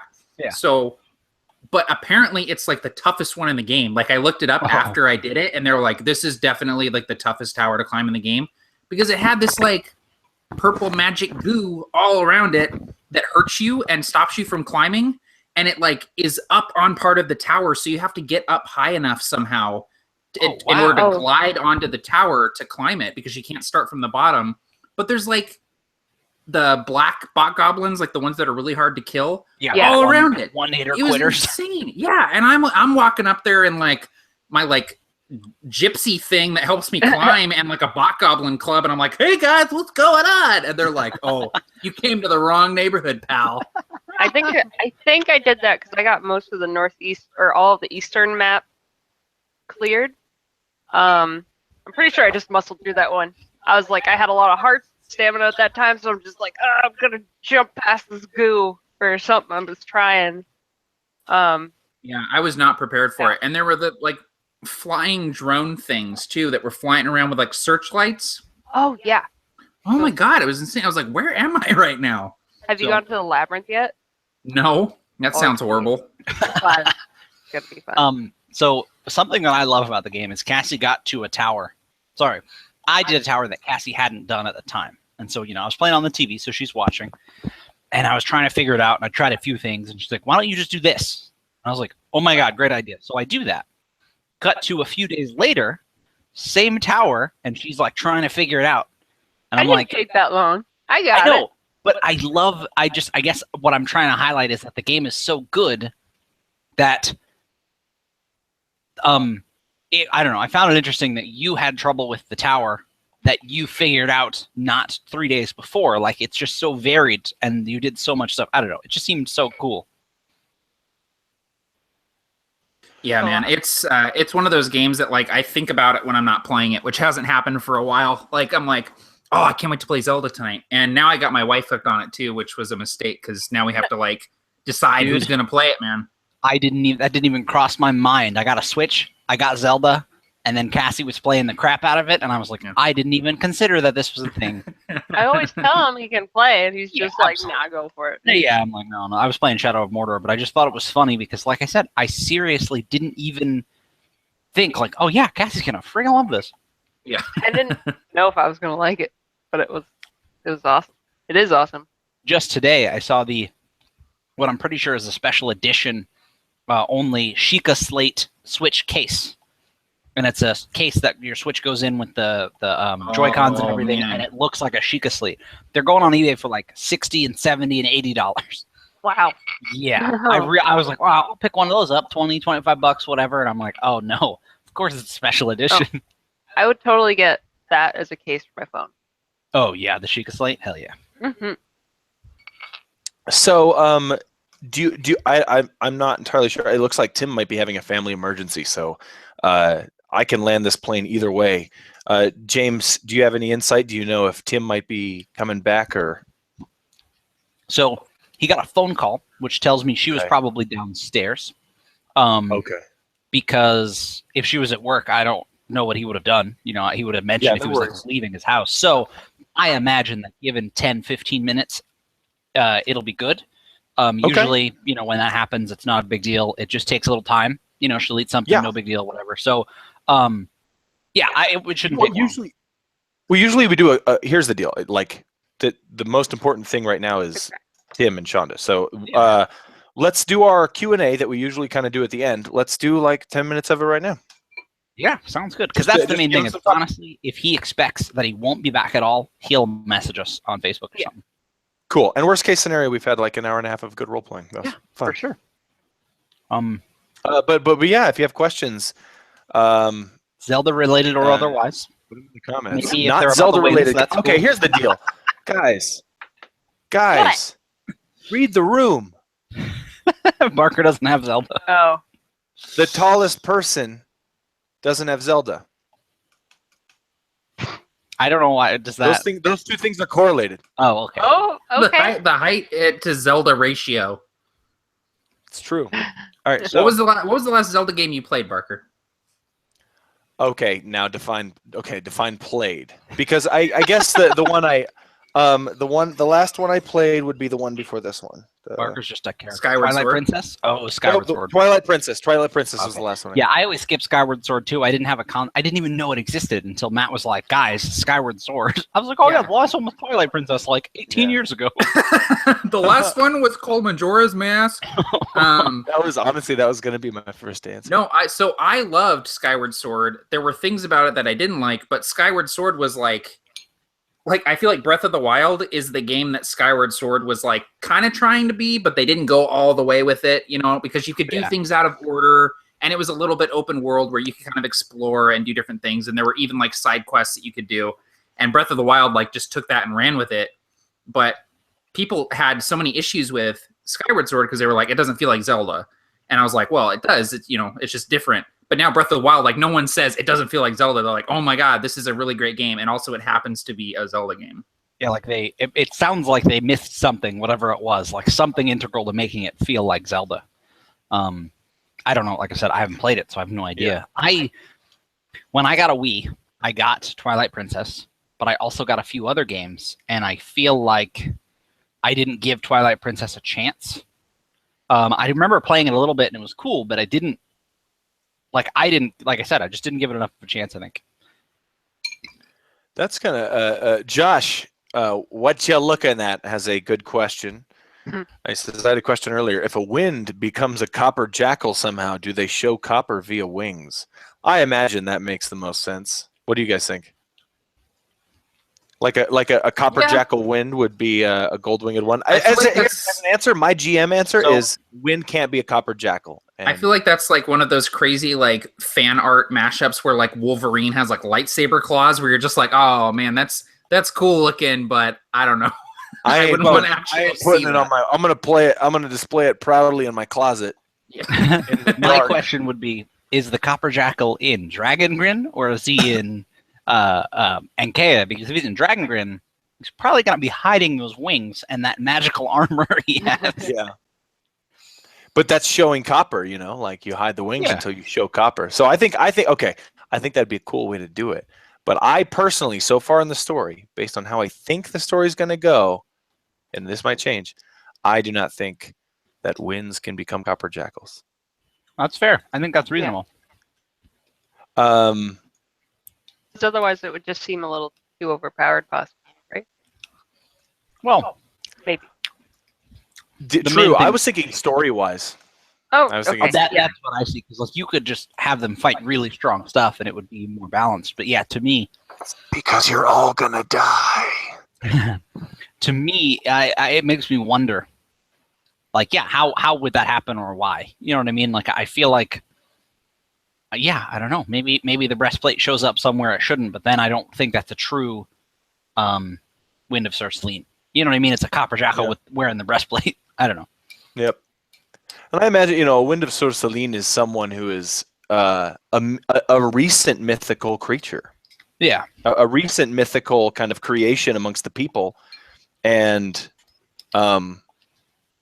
it's almost like it's not like a repeated thing. It's not like the Convokers. The Winds were an isolated group that got their name until now. The name wasn't even heard anymore until now, when these other 4 Jamokas show up and want to jump in the party and get paid. You know what I love? I often hear burgers with green chili. Yeah, I often hear people say Jamokes because my parents are all from the northern part of the United States. But I like that you say Jamokas because there's a thing from Arby's called the Jamoka Shake, and it is best. Oh, man. So when you say Jamoka, all I imagine is the shake with the swirl in it, not the people. I love Jamoka shakes. The word Jamoka to mean like dork or like goofballs. And like, that's what I mean. What are these Jamokas doing in the kitchen? He'd say that when my friends and I were in the kitchen. To me, Jamokas doing in the kitchen. I use jabronis in the same way. But to me, that jabroni is your peer.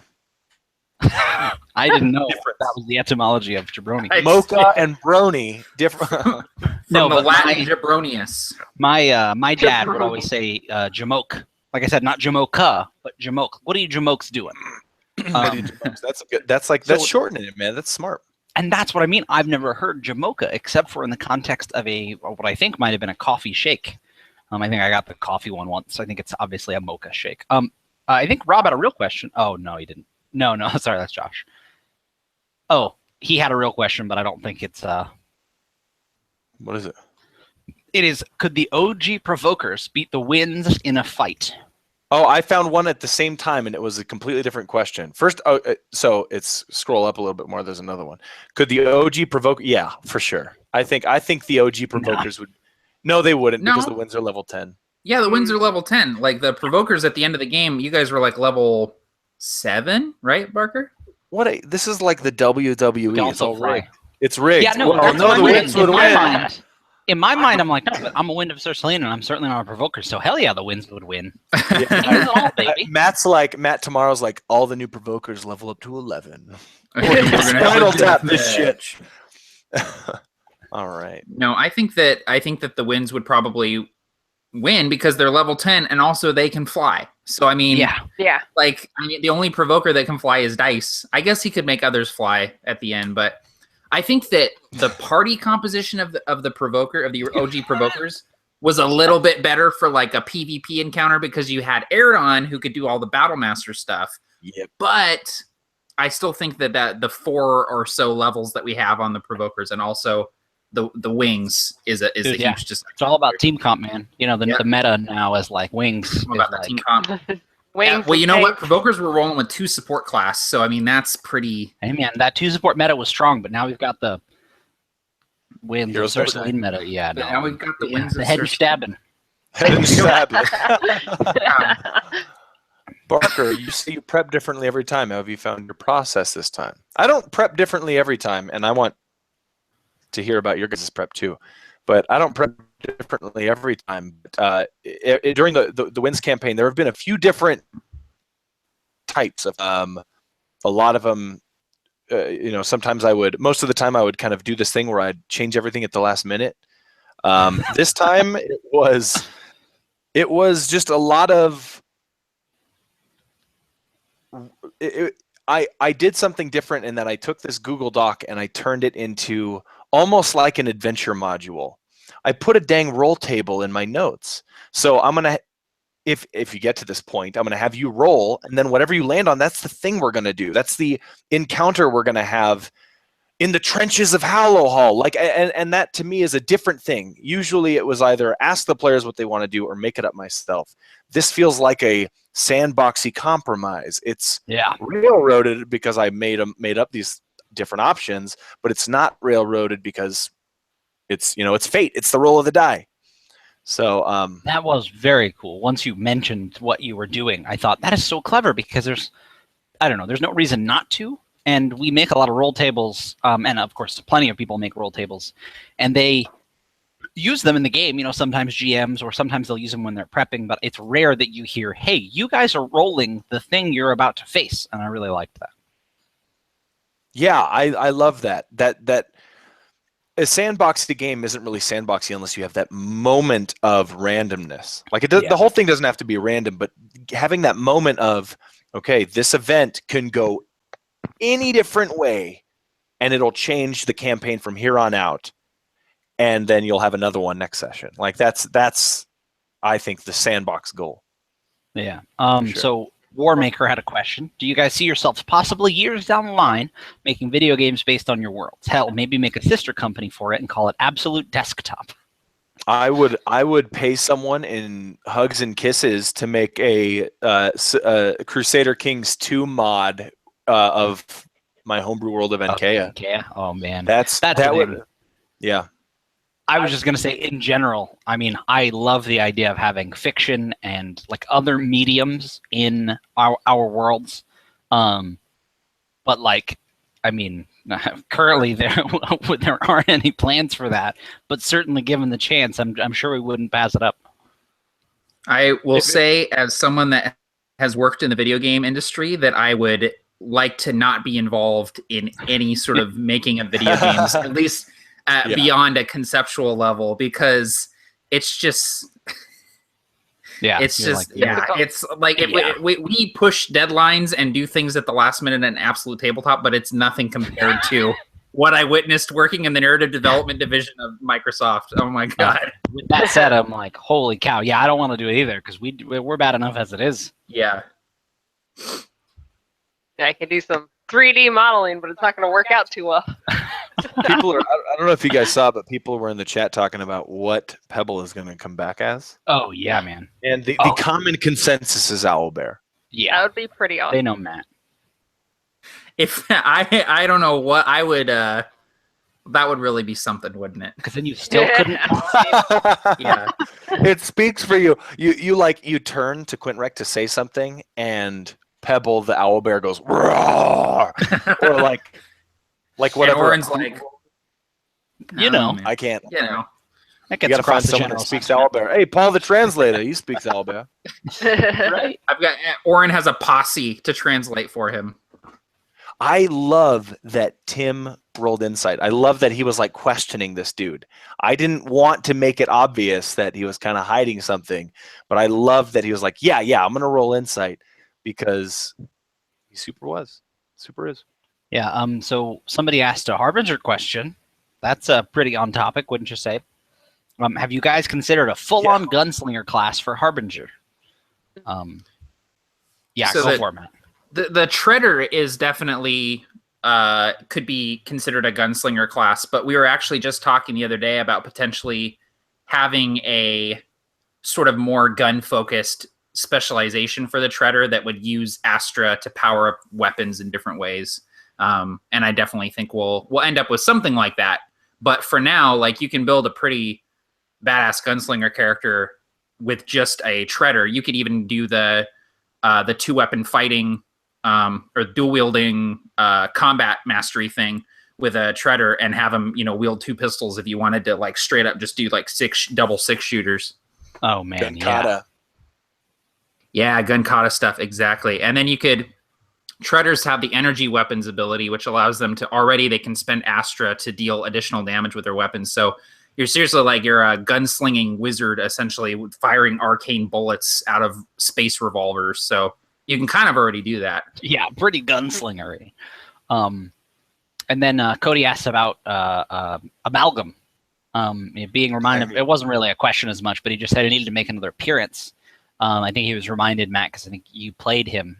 You guest starred as Amalgam in a Copper Jackals game. Yeah, that is I imagine he's going to show up in some form or another in Dead Man's Guide to Dragongrin, whether he's in a roll table of regional things or maybe some other villains or a Wonder of the World or something. But you'll definitely see more about him in Dragongrin stuff. Later down the line. I think he was mentioned in the Copper Jackals book too, so he's been canonized at least in the Dragongrin books. So. Yeah, he's in the what do you call it, the timeline. There's a they mention when Amalgam is, and that would have been when that game took place, I think, which was very cool. From Tim? You've gotten Yeah, we're like I said, we're just seeing. We'll see, but I hope everything's all right. Like that's yeah. yeah, that's it. that's the main thing. I think that everything is okay, but I also imagine the main thing is it takes a little while to come back from, more or less. Yeah. Oh, for sure. No So, worries. like- No, yeah. Yep. Well, yeah, so absolutely. that's what I mean. It's like I imagine that even if she's like feeling good, he's probably just hanging out with her and Evie and yep. whatever. So As he should. Yeah. Turns out somebody showed up to his house with the Switch in Breath of the Wild. He's like, "Sorry guys, my wife is sick," and he's like, "Down there playing."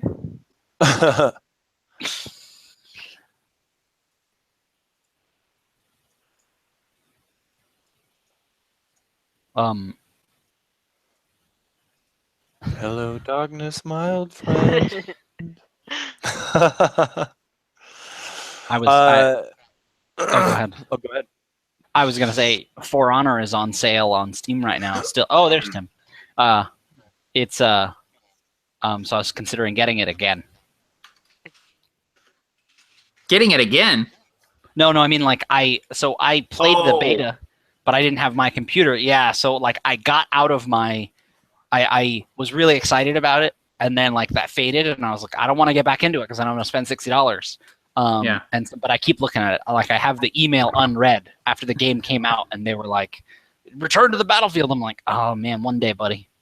One day I For honor, will buddy." return to the battlefield.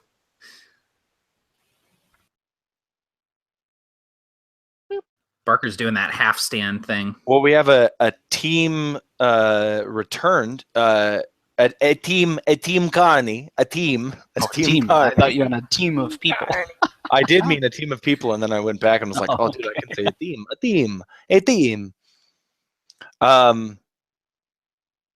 Everything is okay though. Now is the okay. Awesome. That's the signal we need, man. That's the important deal.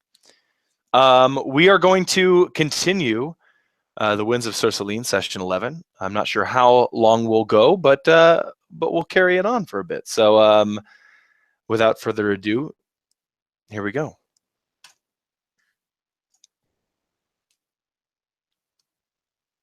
The tunnel into Hallowhall is long, dark, and silence reverberates more than you think.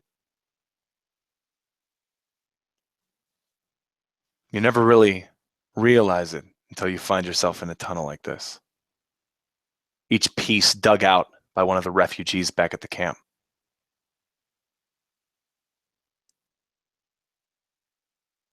Oren, you can't take your eyes off of it.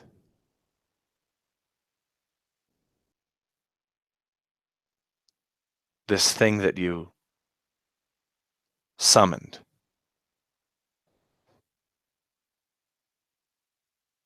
This thing that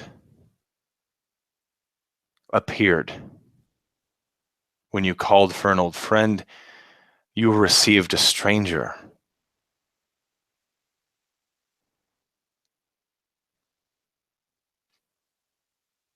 You haven't even spoken to him yet, and he hasn't spoken for you. You've all been walking in this uncomfortable silence as this creature, a crimson fiery red imp, 2.5 feet tall, wings sawed off 2 inches off the back, skips depressingly, sadly, alongside of you with a limp. He seems to be shedding off some sort of dead skin, incarnate from the ritual. He catches your eye, Oren, as you walk through this tunnel into Hallowhall, towards the trenches of Hallowhall. Not quite there yet, but he catches your eye and he says, "Yeah, what are you looking at, huh?"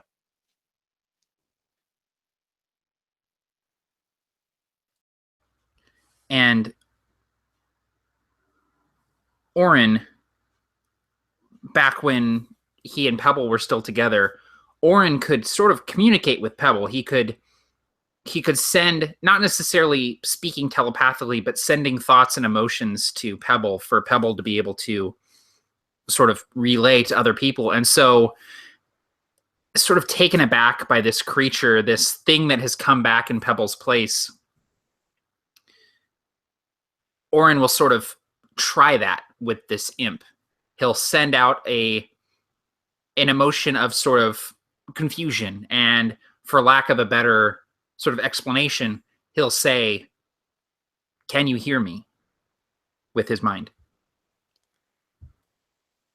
He looks at you and rolls his eyes and says, "Yeah, I can hear you. I can hear you. Of course I can hear you. You're Oren, right? You were waiting for your friend, right? And I popped. Yeah, it's not the first time that happened." Telepathically, I ask him, "Where is Pebble? And did Oberon send you?" You're a smart kid, you know? You're a smart kid. You gnomes. You're a little eccentric at times, but you've got your time. Yeah. Yeah, Oberon sent me. And Pebble, that rock. Well, Pebbles, we'll just say he's in the black bag of emotions right now. And Oberon's just kind of waiting for you to fill your end of the bargain. He's a little upset. Hold on. A little upset that you haven't found out what the deal is with all the portals. Your job, right? You figure out what's going on. You get your voice back. We all go our merry way. And I, if I may say so, if you care for such a thing, I never again become free. Seeing your look of confusion on your face, Oren, he says, my name is never again. Oberon gave it to me after the... Yeah, never mind. It's a long story. He looks at his wing stumps.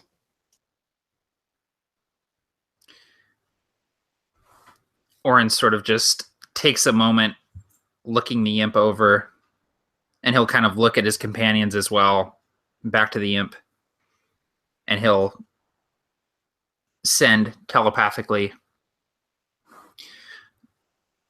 well, it appears as though we're stuck together now, so we may as well make the best of it.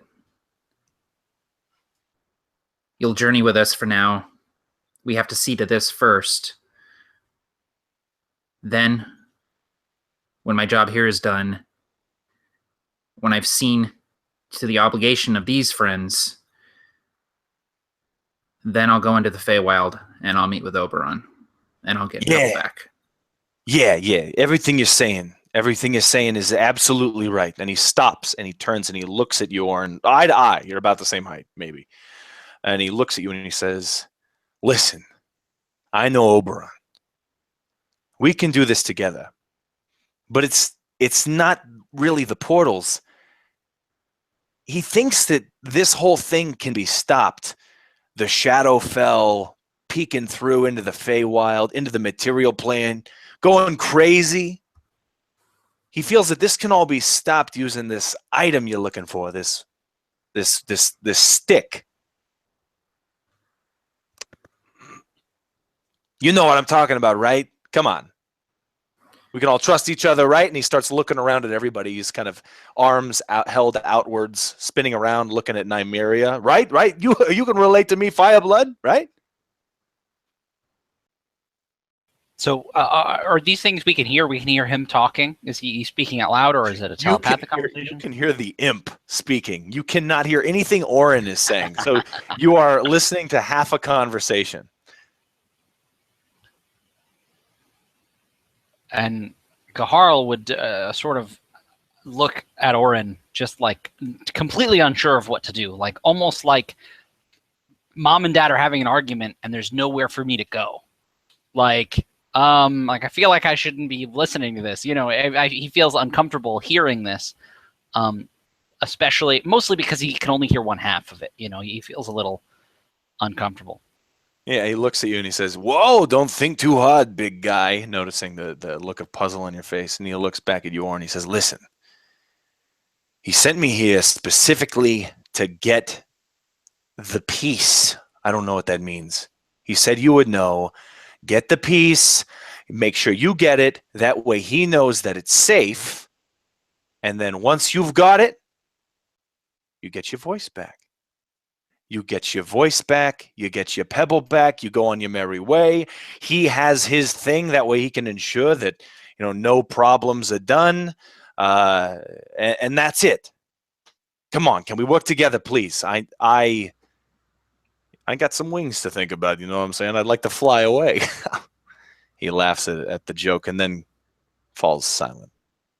And when he mentions the getting the voice back, Oren sort of perks up, nods quickly, and he starts kind of walking very quickly back towards Paul, the translator, so that they can head into Hallowhall, because now he's sort of motivated to find this piece that's potentially in here. But then he stops and he turns And he walks back to the imp, and he sort of will kneel down just a little bit since the imp is slightly shorter. And he looks at the imp, and telepathically he says, "What about the pieces of the past that he took? Will you give those back too?" Oberon's fair. We all know that. But he ain't nice. So I wouldn't count on it. And the magic he gave me, the power I asked for, he'll take that back too. Listen, he didn't really necessarily fill me in on your terms and conditions. So I think we should, I'm not entirely sure. After a long sigh, he says, "But I wouldn't count on it, kid." And he looks back at his wings. He says, "You know Oberon."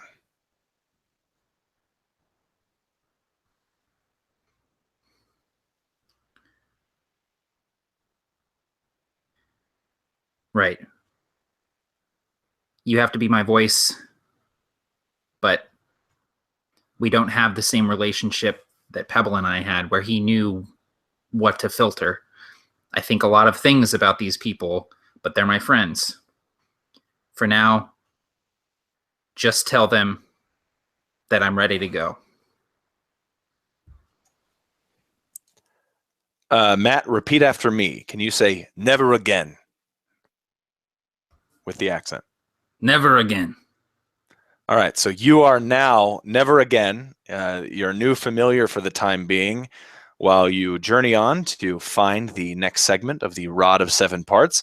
You can role play as him, act as this imp, using whatever book you need to.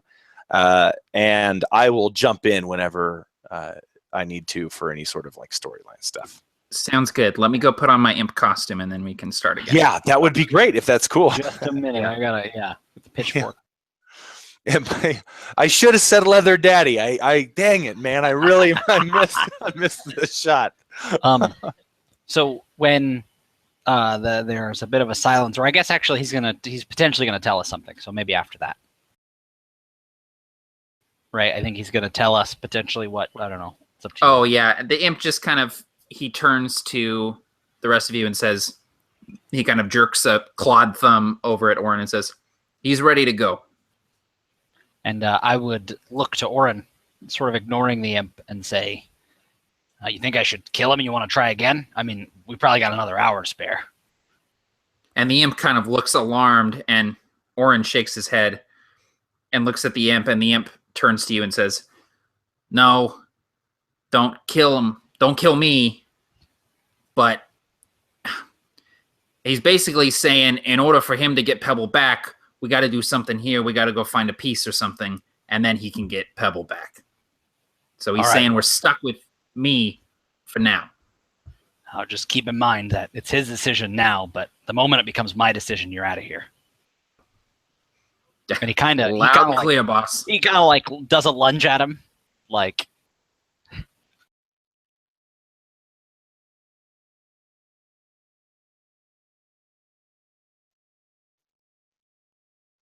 Do me a favor, Cassie, and roll me a D4.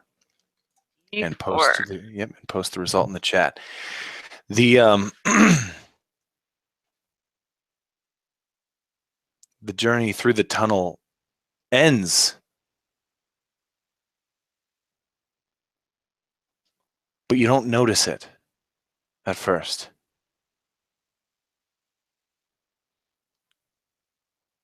Orin, you almost bump into Paul because it's so dark. And at that moment, you might look up and you realize that the area around you is actually a gleaming blue reflected off of the walls. Some of the magic of Hallowhall still thrives here. Anybody can make a history check or a religion check or any sort of check that you might feel your character would be interested in to learn more about Hallowhall. Nat 20 Arcana. Nice.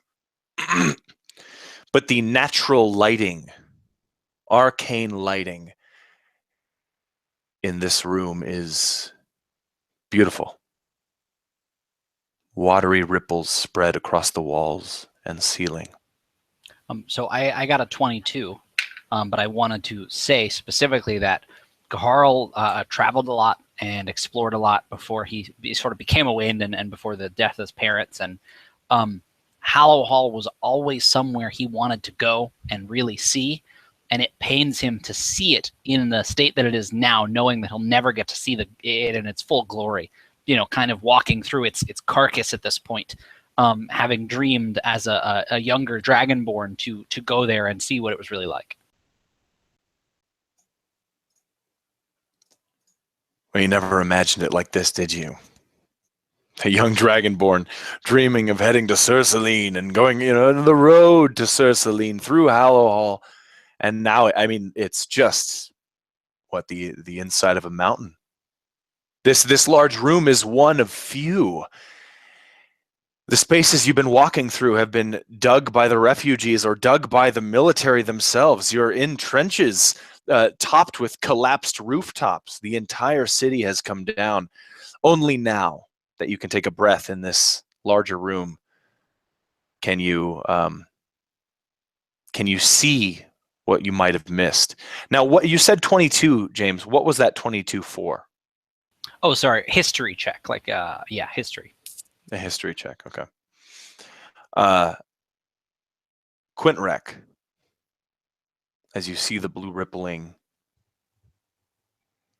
you think of a song or a poem. I like the idea of a poem or a limerick or whatever, your choice, but that reminds you of the story of Hallowhall's sky, which was the ceiling held up by this magical current, which you can see right now with your naked eye, this blue, almost force field along the walls and ceiling, still holding it up.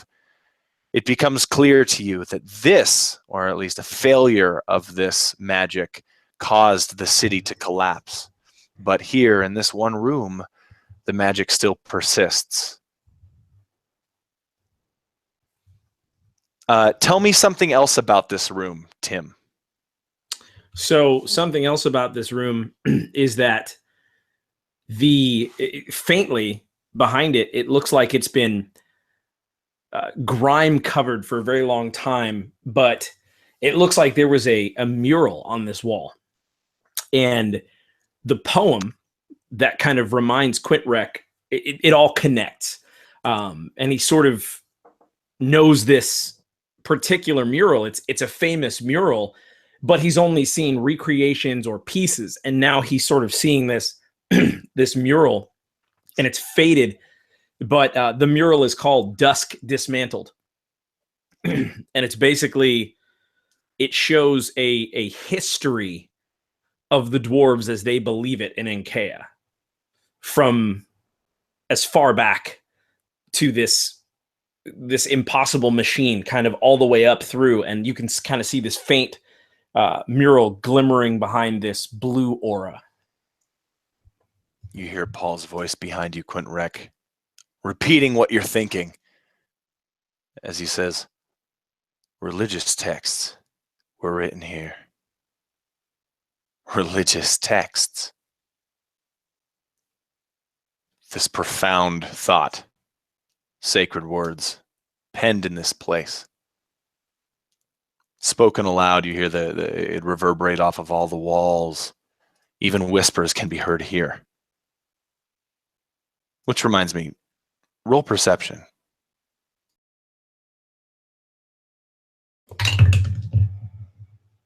Ooh, not so good.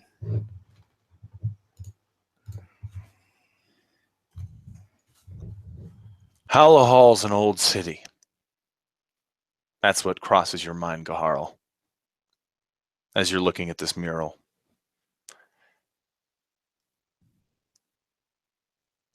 It was dug out by...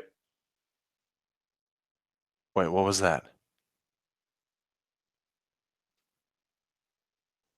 You thought you might have heard something. Wait, no. Let's listen again. Everyone, go ahead and roll perception again. But you're actually at disadvantage. As in, you're going to roll it again just one more time because you were at disadvantage when you rolled the first time. So just a second roll and you get disadvantage on.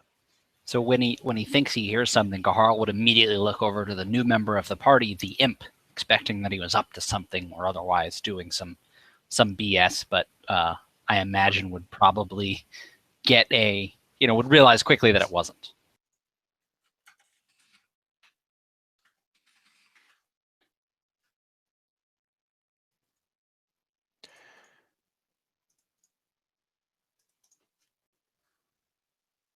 So with the cacophony of numbers in the chat, is the Cassie would have a 10, Tim would have an 11, Matt, you would need to roll a second time because you have disadvantage.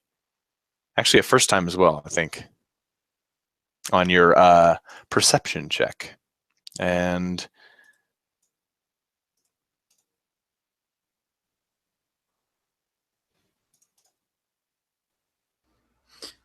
cheater. No, it's I thought the first, wasn't the first roll the disadvantage one? no, I said it wrong. I should have said roll at disadvantage, but I decided to do it all cool like and make you roll and then make you roll again and take the lower amount. And that's the thing. I think Cassie doesn't play as often as most of us, so I think she just isn't as versed. I'm a silly gosling, is what happened. A silly gosling. Silly Ryan Baby Gosling. goose. He's a baby goose. Gosling. Baby goose. No, he's a handsome actor from Drive. What are you talking about? Okay, there's that. There's two choices. Roll a d4. Let's see what happens. The reverberations end, Gaharl. There's a moment where you did think you heard something, and you looked to Never Again. What does Never Again do, Matt? When Gaharl's eyes just look to him immediately with kind of a stern glare. I imagine that Never Again kind of does like an exaggerated shrug and like, not everything bad that happens is going to be my fault. Just, I want you to know that. And Gahar super does the classic "got my eyes on you" thing. Like very exaggerated, like super cheesy. Yeah, like absolutely. And after that moment, kind of pauses. Everyone catches their breath.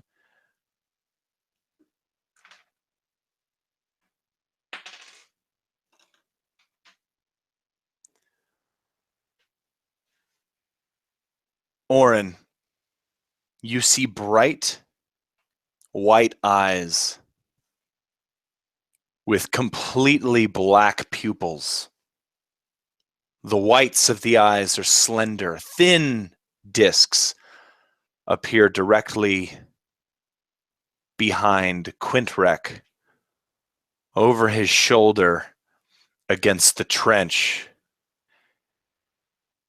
And as soon as you blink, two massive dark dwarves, Durgar, incursioned into this territory in the wake of the destruction of Hallowhall, jump out from the trench. The first one immediately goes to stab Quintrek Coppermist with a short sword in the back. He rolled, you're going to have to tell me your AC, Tim, but he rolled a total of 8. That's great. Yeah, my AC actually is only a 13 unless I've got like anything else going on or a shield up. Well, 13 is higher than 8. So describe to me why this surprise attack doesn't work on you. So to me, I think in this, this room as we're walking, this Duergar thrusts just bink and then, and I think that you hear twing as he stabs that wretched Warforged like violin that I had made, that I had strapped on my back carelessly. It sort of was just there, but it was under my cloak, sort of. And so he just stabbed, thinking he was going to get the small of my back, but really he actually got that violin, and you hear it go after the twang, and his short sword is kind of stuck in there. His surprised, foiled, his partner does everything he can to take back the upper ground. But Orin, seeing your friend Quintrek attacked by this Durgar, the last time you saw one was in the ruins of Marthor, your ears might perk up a little bit and you might hear something right behind you as you are attacked with the same similar short sword, but it misses you as well on this brand new Dream Team D20 that I've added to my team. Go ahead, Matt, and tell me how this Durgar misses you. So I actually think that that Never Again sort of calls it out to me. He says, "Behind you!" And I sort of like duck just as the blade sort of swings over me. And I kind of like quickly glance up and give the imp a curt nod of thanks for saving my life. Awesome. And you kind of lock eyes for a moment and almost have a moment of trust there. But it doesn't last for very long before the rules of blade and bow take over above diplomacy and friendship. And so everybody do me a favor and roll initiative.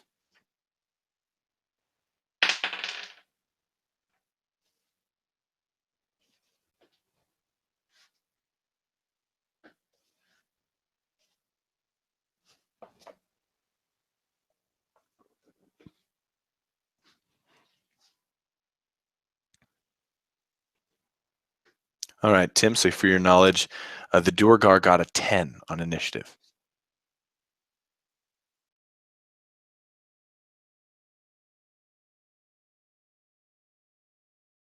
The surprise was completely foiled. The Durgar might have been cloaked for a time in their disguise, but these were the Winds of Sur Salin. They've messed with the wrong crew. And there, this Durgar was face to face with a gnome. For the first time in its life, its pupils dilate for a moment and then turn into pinpricks as veiny, bloodshot white irises fill the remainder of its eyes. Orin, what do you do? So I think I've sort of fallen backwards a bit, just dodging this first attack from the short sword that Never Again warned me about. And I sort of yank the wand out of my belt and almost like do like a hip fire with it, 2 eldritch blasts right at this thing.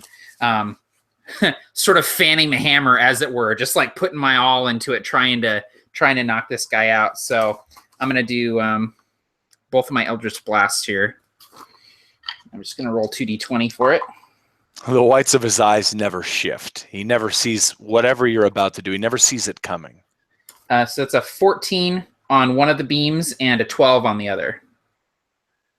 No, I'm sorry. Actually, I was adding the wrong number. That's a 15 and 13.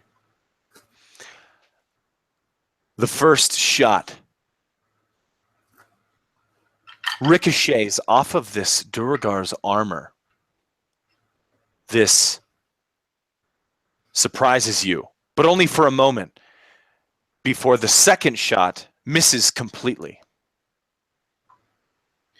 And I imagine Orin's not really used to Eldritch Blast not just knocking things out. And so he falls backwards, sends two of these beams out from this wand. And when they sort of, and I imagine they sort of like bounce off and sort of flicker off into the darkness, sort of leaving these purple streaks of light. Orin kind of has this wide eye, just like, oh shit, look, as he's like laying there with the wand out with this Durgar just kind of bearing down over him. Nymeria, there's a Durgar bearing down over your friend Orin, wand in hand, and another Durgar near Quintrek. But here you are in the middle of this tunnel, not a lot of space.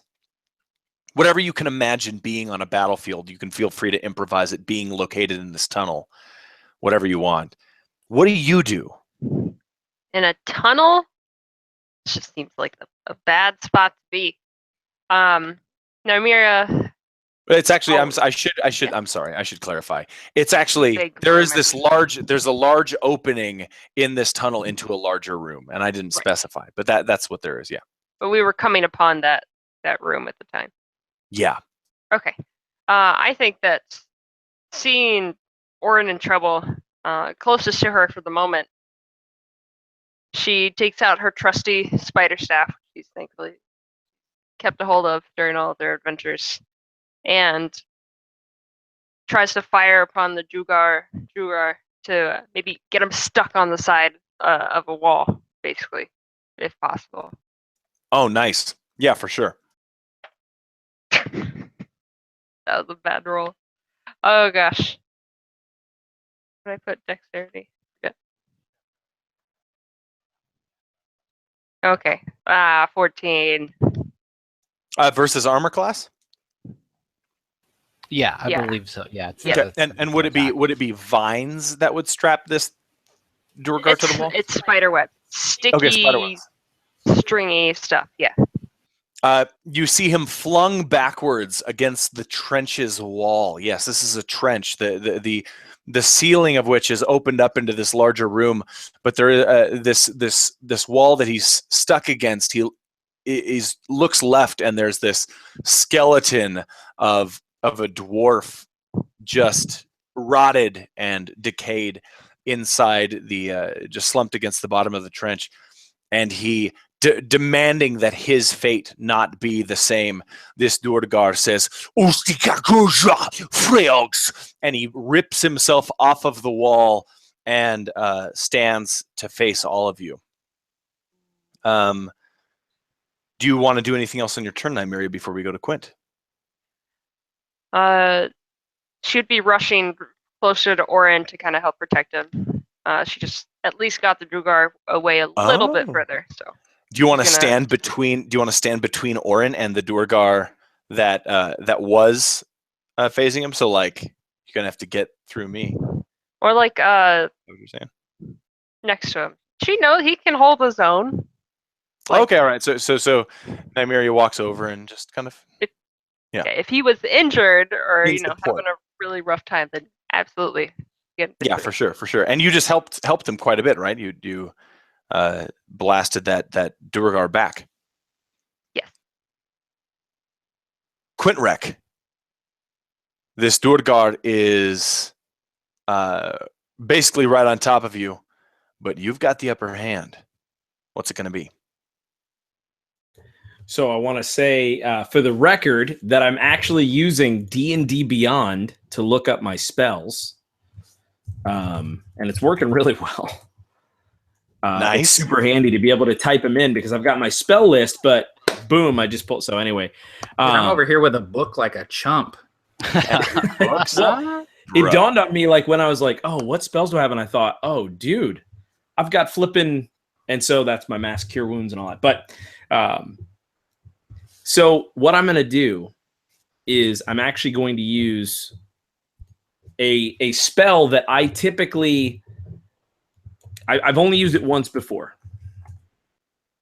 But Quintrek, he grabs this, this fiddle from, construct hell, and he sort of grabs it by the makeshift strings, and he just starts like hitting it, getting it to kind of light, just like, and it erupts in a fireball. And he uses it as the fuel to basically just blast this Duergar that's directly behind him. And just...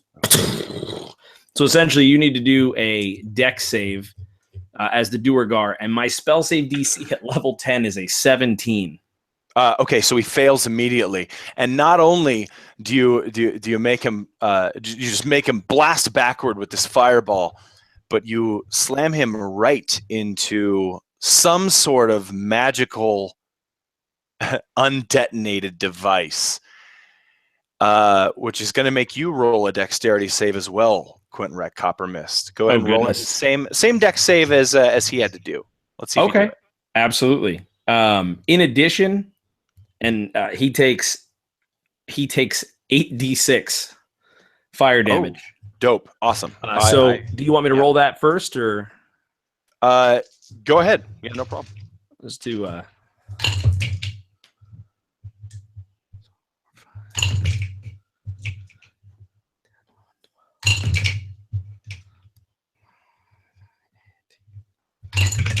This is going to be great. This is going to be the best.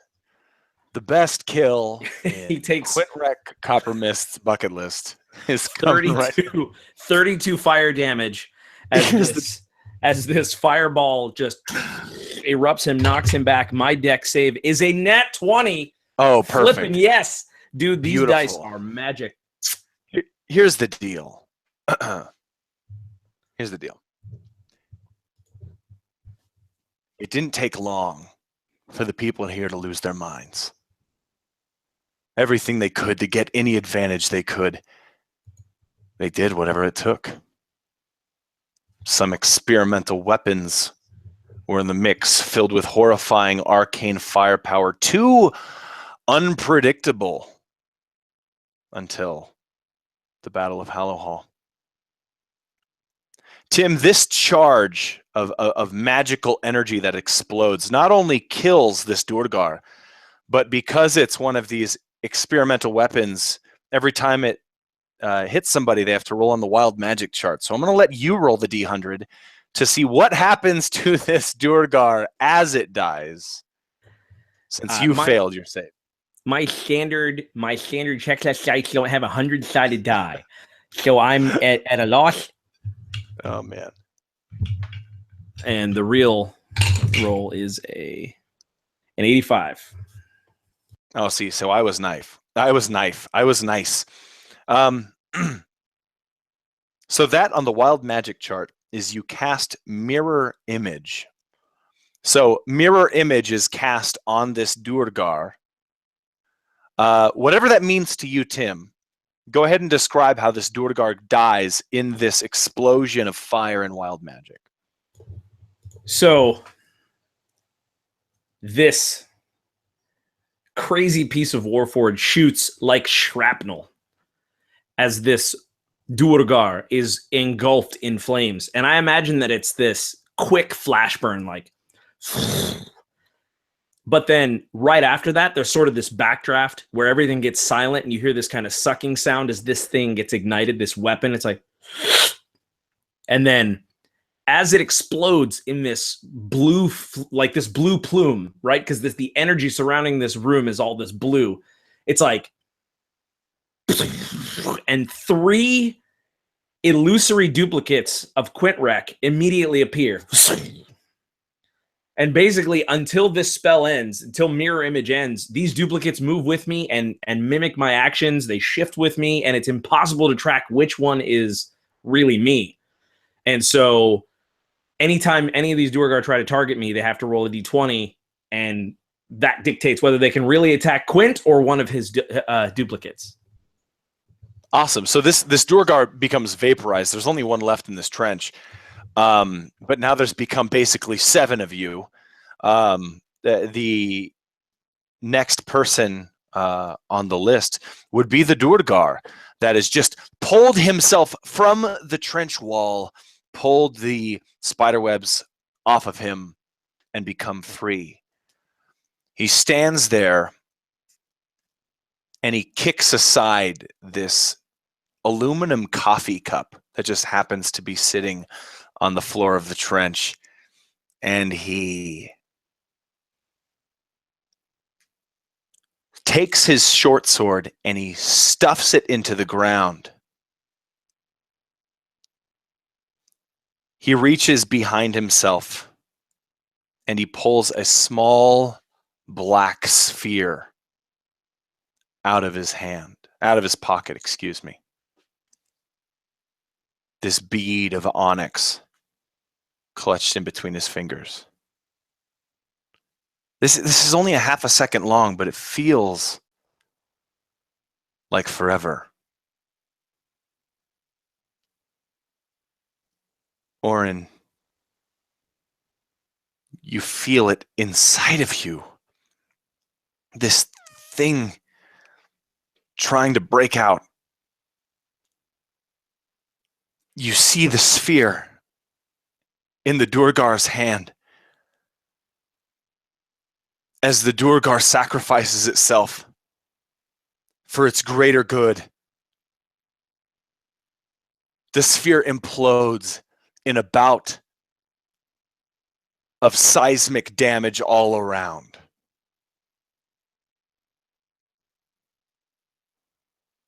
You feel the ground underneath you shake. You feel the walls become obliterated by this shockwave as this Durgar becomes evaporated in an instant. You're all blown back. When the blurry reality appears before you again, Orin, somehow the thought crosses your mind. No, wait, that's not... No, that wasn't what he was doing. This is something new. And you hear Pebble's voice inside of your head. Faintly. And you think it sounds like Pebble saying, "Don't believe it." And the walls and the ceiling come crumbling down from the shock wave. And it's revealed what was residing above you.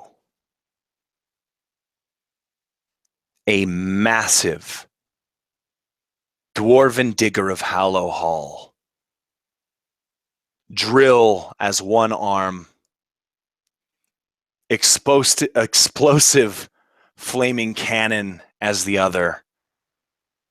And it stands face to face with the Winds of Sur Salin. And that's where we're going to leave off for session 11.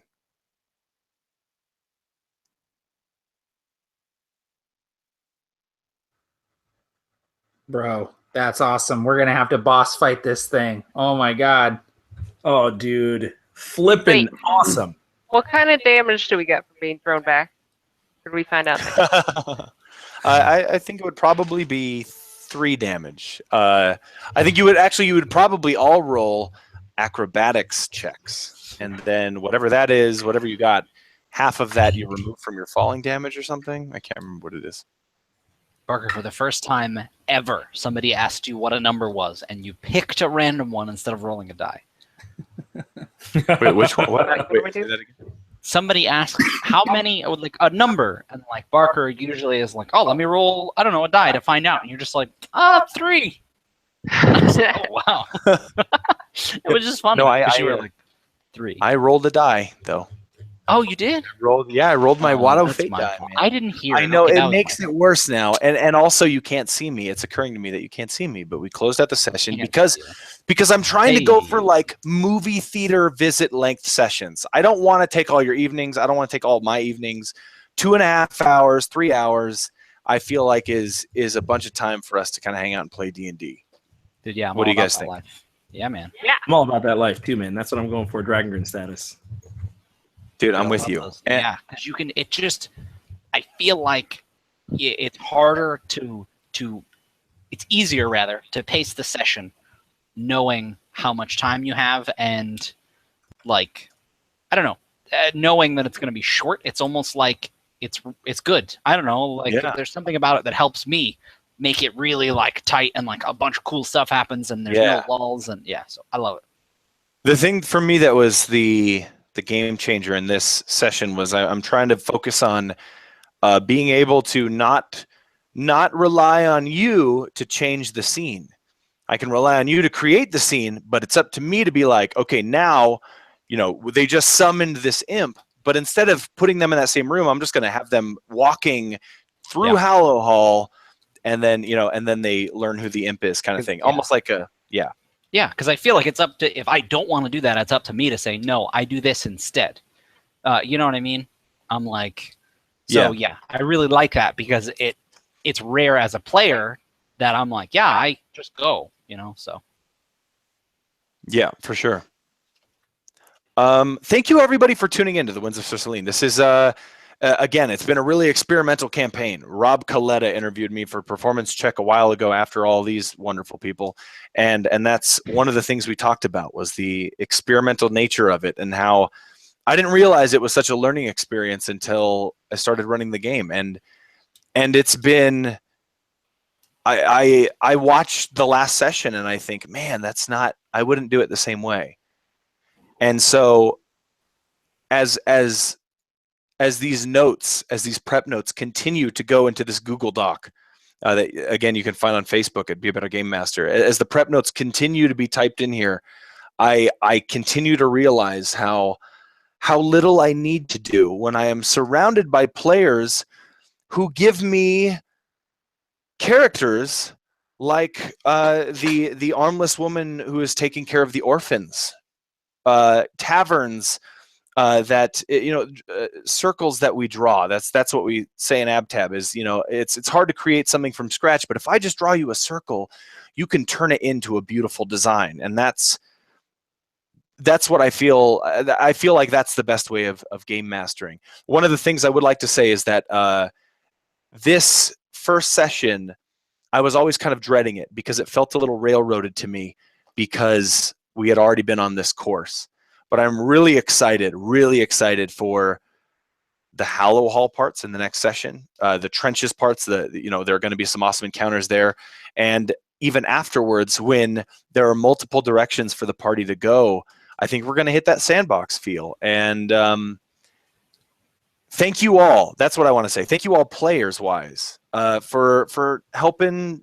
Thanks for picking me, James and Tim. And Cassie. Thanks for picking me to run the game. This has been a super educational experience, and I've loved every second of it. Dude, thank you for replying to the message that was like, hey, who wants to run a game? I'm so glad it was you, man. I'm so glad. Dude, it's funny because we'll hear Tim say, or Tim and James be like, oh man, yeah, we wanted Barker. But I'll say, as soon as I saw James say, oh man, I want someone to run this game, I was like, in the door, like, oh yeah, no, I'm casual, like whatever. You know what's funny? I don't need to run it. I have no idea what you guys are talking about. I have no recollection of how the win started. I just remember like session 2 on.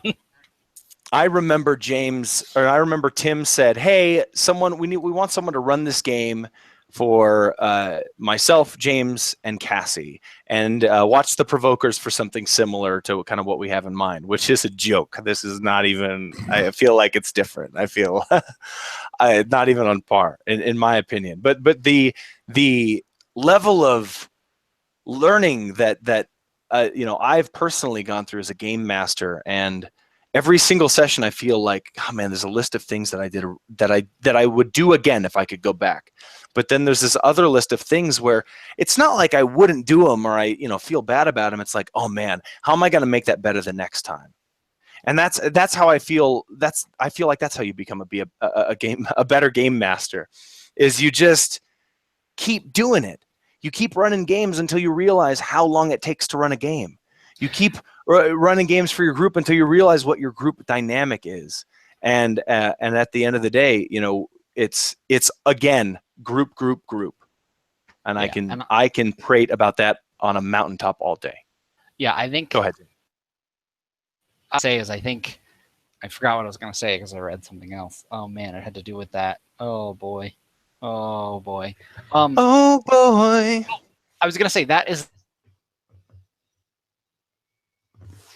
the life specifically for me. It is James, you cut out. I'm sorry, you cut out for me. I don't know how Kathy has good internet, and I don't understand it. I look over the wire, having stutters. It's because you're playing Overwatch on the side, and Lucio just dropped the beat. Yeah, it's all James. It's all his own fault. Drop the beat. But no, as a programmer specifically, that happens to me all the time. Is a large part of programming is looking back at stuff you did, and you're like, "Wow, what was I thinking?" Like when you learn something new, everything you did in the past is, yeah, it's I know what you mean. Now in my case, I'm always like, "Nah, I should do it differently now. That was stupid." But I agree that it's that experience of, like you said, knowing how long it takes. You know what I mean? Getting that Yeah. experience. Yeah. I want to throw something out there because Josh, what you're looking at, said prep notes because, and I think I could be wrong. I think he's making a joke because I have 4 pages. Well, I have 3 pages of notes here basically, which is a lot, and it's a lot for me. And there's a lot of writing, but just to throw this out there, a lot of the prep is writing it down, not so you can read it later, but so you can remember it. So when I write something down, yeah, exactly, I commit it to memory. So when, and there were a couple things I forgot, so I wasn't perfect, but when the Pebble scene happened, it happened. I thought you were going to try to revive Pebble at the beginning of the game, Oren. So that's the beginning of my prep notes. I thought that was going in right away. That's why I ended with you in the intros. I just wanted to see what was going to happen, and I left it in there like maybe he won't do it. But I knew that Never Again was the name of this imp. I knew it was an imp. I knew all of these things already because I had written it down. So all I had to do in my prep notes was read the word Pebble, and everything filled in. I knew I had already studied the story. Thinking about your game is half the prep, I think, personally. Yeah, Yeah, I agree with that. Like, to me, that's why there was a prep that I was going to post for the last Dragon game, and I ended up not posting it because I did all the prep up here, and then the notes I wrote, I was like, dude, this is stupid. If anybody watched this video, they'd be like, this guy just typed 5 sentences. Because I had been thinking, like you're saying, I had been thinking about it, and those little moments in my car. My best friend is my notepad on my phone. And I just have this, like right here are my notes for the Harbinger one shot I'm running on Wednesday. I was going to say, like, the notes that you used for the Dragon Grin opening session where they get crucified and shit was probably, and a Post-it note on your computer screen in the corner. But it's like I try to write down moments that I want to see, like what you did, which is like, to me, a big picture that you painted in my mind was when the doors first opened after we got through the Sentinel Gate. I felt like I was in Hallowhall, and I felt like these refugees, like I could just see them milling around, and it was this like Tolkien-esque sort of. What were the name of those gates? The Alibor Gate. Dude, that sounds so good. I love that name, and that all lent to it. And so to me, just writing that down, refugees at the Alibor Gate, that's enough of prep for me to say, okay, depending on the tone and feel we're rolling with, that's the mental stamp I need to work with. Yeah, the atrium basically, just as an example, because I love that. I thank you so much, Tim. I love that, and I think that's an important scene, right? Because Hallowhall is a city. And when I say the word city, or underground city, all 4 of you think of different things. And so, it's easy to fall into this stereotypical, well, this is a city with a market district and it's got a gate and, it's got a temple district and stuff. And everyone kind of imagines a similar thing, but it's the people that make it real. So, it's just one sentence about the refugees and then 2 NPCs. I liked the idea of a Queen Crasher and a Paul, the translator. You probably would know this, Tim. Your character would know this, but the Sentinel Gate, you could only open it from the inside with royal blood, pauper blood, and a bastard. And Paul's the bastard. That was the idea that I wrote in the notes that never used. But it's this cool thing where even if you skip ahead in something that's in the notes, even if you don't use it, it doesn't really matter because the parts that the players pick up, those are the parts that are important. Right. I think that, because that's what you build off of in the future sessions. And the way Tim taught me that I think Matt taught him, or at least they talked about, and Tim was like, this is a really cool thing to do, is you put the pieces on the board. You know what I mean? And even if it's not entirely clear what the pieces are in your case, you just, like you said, you wait to see what we go towards, and you're like, yeah, hey, that thing is bigger or more important. And if we stray away from something, you're like, yeah, that didn't matter. Something I wanted to say earlier was, you said it felt railroady, but I don't think it counts as railroading if there's one path and we decide to take it. You know what I mean? Like, being a sandbox doesn't mean there have to be a bunch of different ways we can go. because we're like, Yeah. no, this is where we're going. This is what we want to do. Yeah. So It's the safe, smart road. It's the road to take if we're going to Hallowhall and don't have magic. yeah, It would be stupid players to be like, no, we go in the wilderness. That was super ultra. Here's the deal, though. Like, man, I was ready for it. I was like ready to take any of those other items on the roll table and be like, I'm just gonna freaking copy and paste this in the woods. Go into the woods, bitch. I can take this. yeah. But Yeah. And I think you guys killed it. Oh, go ahead. You're good. No, I was just saying you guys killed it. Well, and I was going to say one of the things that I've really adopted as a GM is, and some people might not like this, but to me it makes more sense, which is I sometimes tell people exactly what's happening so that there's clarity, and the adventure comes from you deciding how you react to that clear thing. And I feel like you did a really cool job with that by saying, this is a sentinel gate.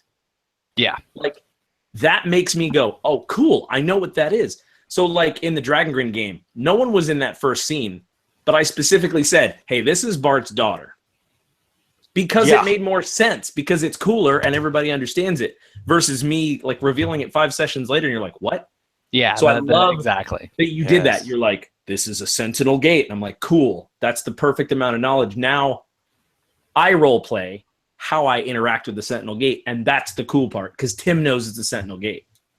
I love it because it's collaborative, because you got, you're not dumb. You have, you know what a sentinel gate is. And not to say that people who don't know what a sentinel gate is are dumb.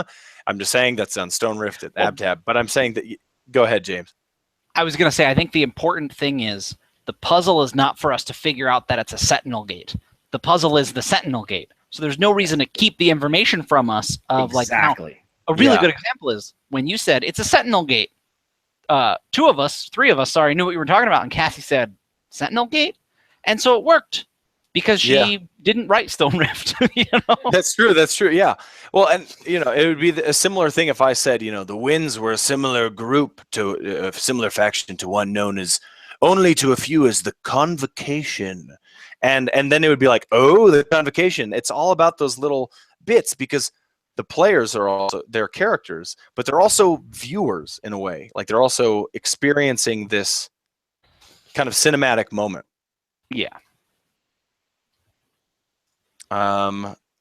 Josh says, put the ball on the tee, see who takes a swing. I like that a lot, because it's kind of like, I'm gonna, put this plot hook over here. I'm gonna mention it in passing, and I'm gonna do that a few times, and whichever one gets bit, that's the thing that I'm gonna turn into the story arc. Exactly. That's actually, here's an analogy for pet owners. Like my dog, like she doesn't always want to play with the same toys, but if you put like 3 or 4 out, you don't know which one she's going to play with, but you just put 3 or 4 toys out and she's going to pick one of them eventually to play with. So it's like, just put a few toys out there, man, and the dogs will pick one. Yeah, and usually, at least in my experience, there's one, like once the players do decide, they're kind of on that path. We decided, we're going to go to Hallowhall, we're going to try to help people. So between sessions relatively what to prep for, because it's unlikely that on the way to Hallowhall, we're just like, you know what? We changed our mind as players, not as characters. We just want to do something else. Because in my mind, I'm like, no, I want to see this to the end. I'm not going to be like, no, I'm just going to go this way. Yeah, and in that analogy of Matt, we are the dogs. It is so very deep. But I think the other thing that's important, as Matt said in the chat, or they'll start playing with a shoe and you're like, these dogs are ruining my D&D campaign. Now, a great DM will put out 4 toys and the dog's like, oh, yeah, let's chew on the rope because I love the rope. And then like 3 sessions later, you're like, remember this toy that you didn't pay attention to? Bam! And then they try to like pick both of them up, and they do that thing where they pick one up and then like drop the other over and over. Like you're just like, when are you gonna get it? And they never get it. They're like, but I want both of them. How do I get need both? How do I do both? No, this one. No, this one. And then if you try to take one, the one they don't care about, then they want it more. Like, Yeah, these are dude. all perfect analogies for D&D. Like seriously, too poignant. Dude, and then the spotlight hounds, the picture of the dog that has like 5 tennis balls in its mouth, Yeah. and the other dogs are just sitting there with nothing. Staring at him. Yeah. Who knew? Doggos and D&D. Doggos and What's D&D. Barovia? I believe that is it's- the You're gonna say the same thing, James. You do it. I believe it is where Curse of Strahd takes place. Yeah, it's Ravenloft. Ravenloft. I only know that because someone recently, it might have actually been Cody in the AbTab group, but somebody was talking about their Ravenloft, Curse of Strahd group and what happened, and they mentioned Barovia, and that was why I realized. EverJ13 says I would love to see Barker run a Barovia game, and I'd never heard it called Barovia. Yeah. I don't know. I don't even have Curse of Strahd. I don't think I would do that. I don't know. We'll see. Maybe I'll Barker, I think you would dig Ravenloft, man. Cool. Other people might have more insight into this because I also don't have Curse of Strahd, but the thing I've heard about it is a little sandboxy. I've also heard that it can be punishing if you go the wrong way. Or you can go to sort of too strong areas. But as far as I know, it's kind of up to the players to decide exactly where they want to go. It's not like a super linear path. But that I've just heard that. I don't know. Cool. There's this thing called a Taraka deck, and it's essentially a very high-level view of how it works is you flip these cards, and it sort of tells you what locations the players go to. So you're using this deck like it's not a tarot deck, but it's like the Ravenloft version. It's a tarot deck, Pretty We get it. Yeah. It's a tarot deck. And it's a Dracula. Curse of Strahd. Yeah. Dracula. It's a Dracula you fight. It's Gary Youngman is the guy. Gary And then, Young Man. That was a delayed get. I thought that It is a delayed get. But it's cool. And Ladies and Keanu gentlemen. Reeves. The what? Nothing. It's a dumb thing, Barker. You don't need to. I know. I'm addicted to dumb things, though. Thank you, everybody, for tuning in to Winds of Sur Salin Session 11. This has been awesome. Thank you very much. My name is Barker. I've been your game master tonight. I'll start on the left with Cassie. Yes, thank you very much for joining us, everyone. Cassie for Porch Pottery. Check out my website, Facebook page, all that good stuff. Come down to Florida, hit up the studio. Other than that, had an awesome time. Can't wait to do session 12 coming up next time. Look forward to it. Session 12. Yes, and definitely check out Porch Pottery. Some of the items that you posted up on a picture today that are going to be on sale at your farmer's market look dope. And I was just thinking about that this morning. James, go ahead and do your little blah, blah, blah, blah. Blah, blah, blah, blah. So, yeah, Matt, that's what I was talking about. So, I am James. Like I said, I'm one half of Tabletop Terrors. I am 1/4 of Absolute Tabletop. This game was very fun. And I'm really excited to play some more of it. I've really enjoyed it. And yeah, it did take a long time. I was the reason this game got rescheduled. I was a dolt, and I messed up, and we scheduled the game for a day that we couldn't play, and so that's my fault. But hopefully, it won't be quite as long. Oh, dude, no worries, not at all. Mateo, Mr. Cleek. I'm Matt. I run the channel A Fistful of Dice, and I also write RPG books over at AbsoluteTabletop.com. This was awesome. I had a ton of fun. I miss Sur Salin every time I'm not in it, so it's always fun to get back to it. And I'm looking forward to more Sur Salin, and we're scheduling the next Provokers game right now, and hopefully we'll have some more Dragon Grin coming down the pipe as well. So lots of good gaming on the horizon. Definitely check out Provokers. That second season is just killer for me. I know I'm biased, but that's a really, really fun game to play in. Tim, last but absolutely not even close to least, Tim Carney. I am Tim. I am half of the channel Tabletop Terrors with James. I'm also a quarter of Absolute Tabletop, and I want to say that one of the best books that I've ever read is a book called Be a Better Campaign Master, Book 1, Building the World. And it's written by this tall, handsome fellow. And if you enjoy the style of the Winds of Sur Salin, if you enjoy the creativity and all that stuff, how about you get it in a physical book and build your campaign world the same way that Barker runs his games, which is inspirationally, improv heavy. So go to AbsoluteTabletop.com and buy. If you don't even want to buy the book, go get the free sample and start making a world and be creative.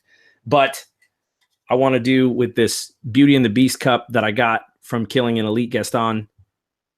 I want to do a be a better game master and toast. May your Mad Max kill the Master Blaster. And may you be a better game master. More human than human.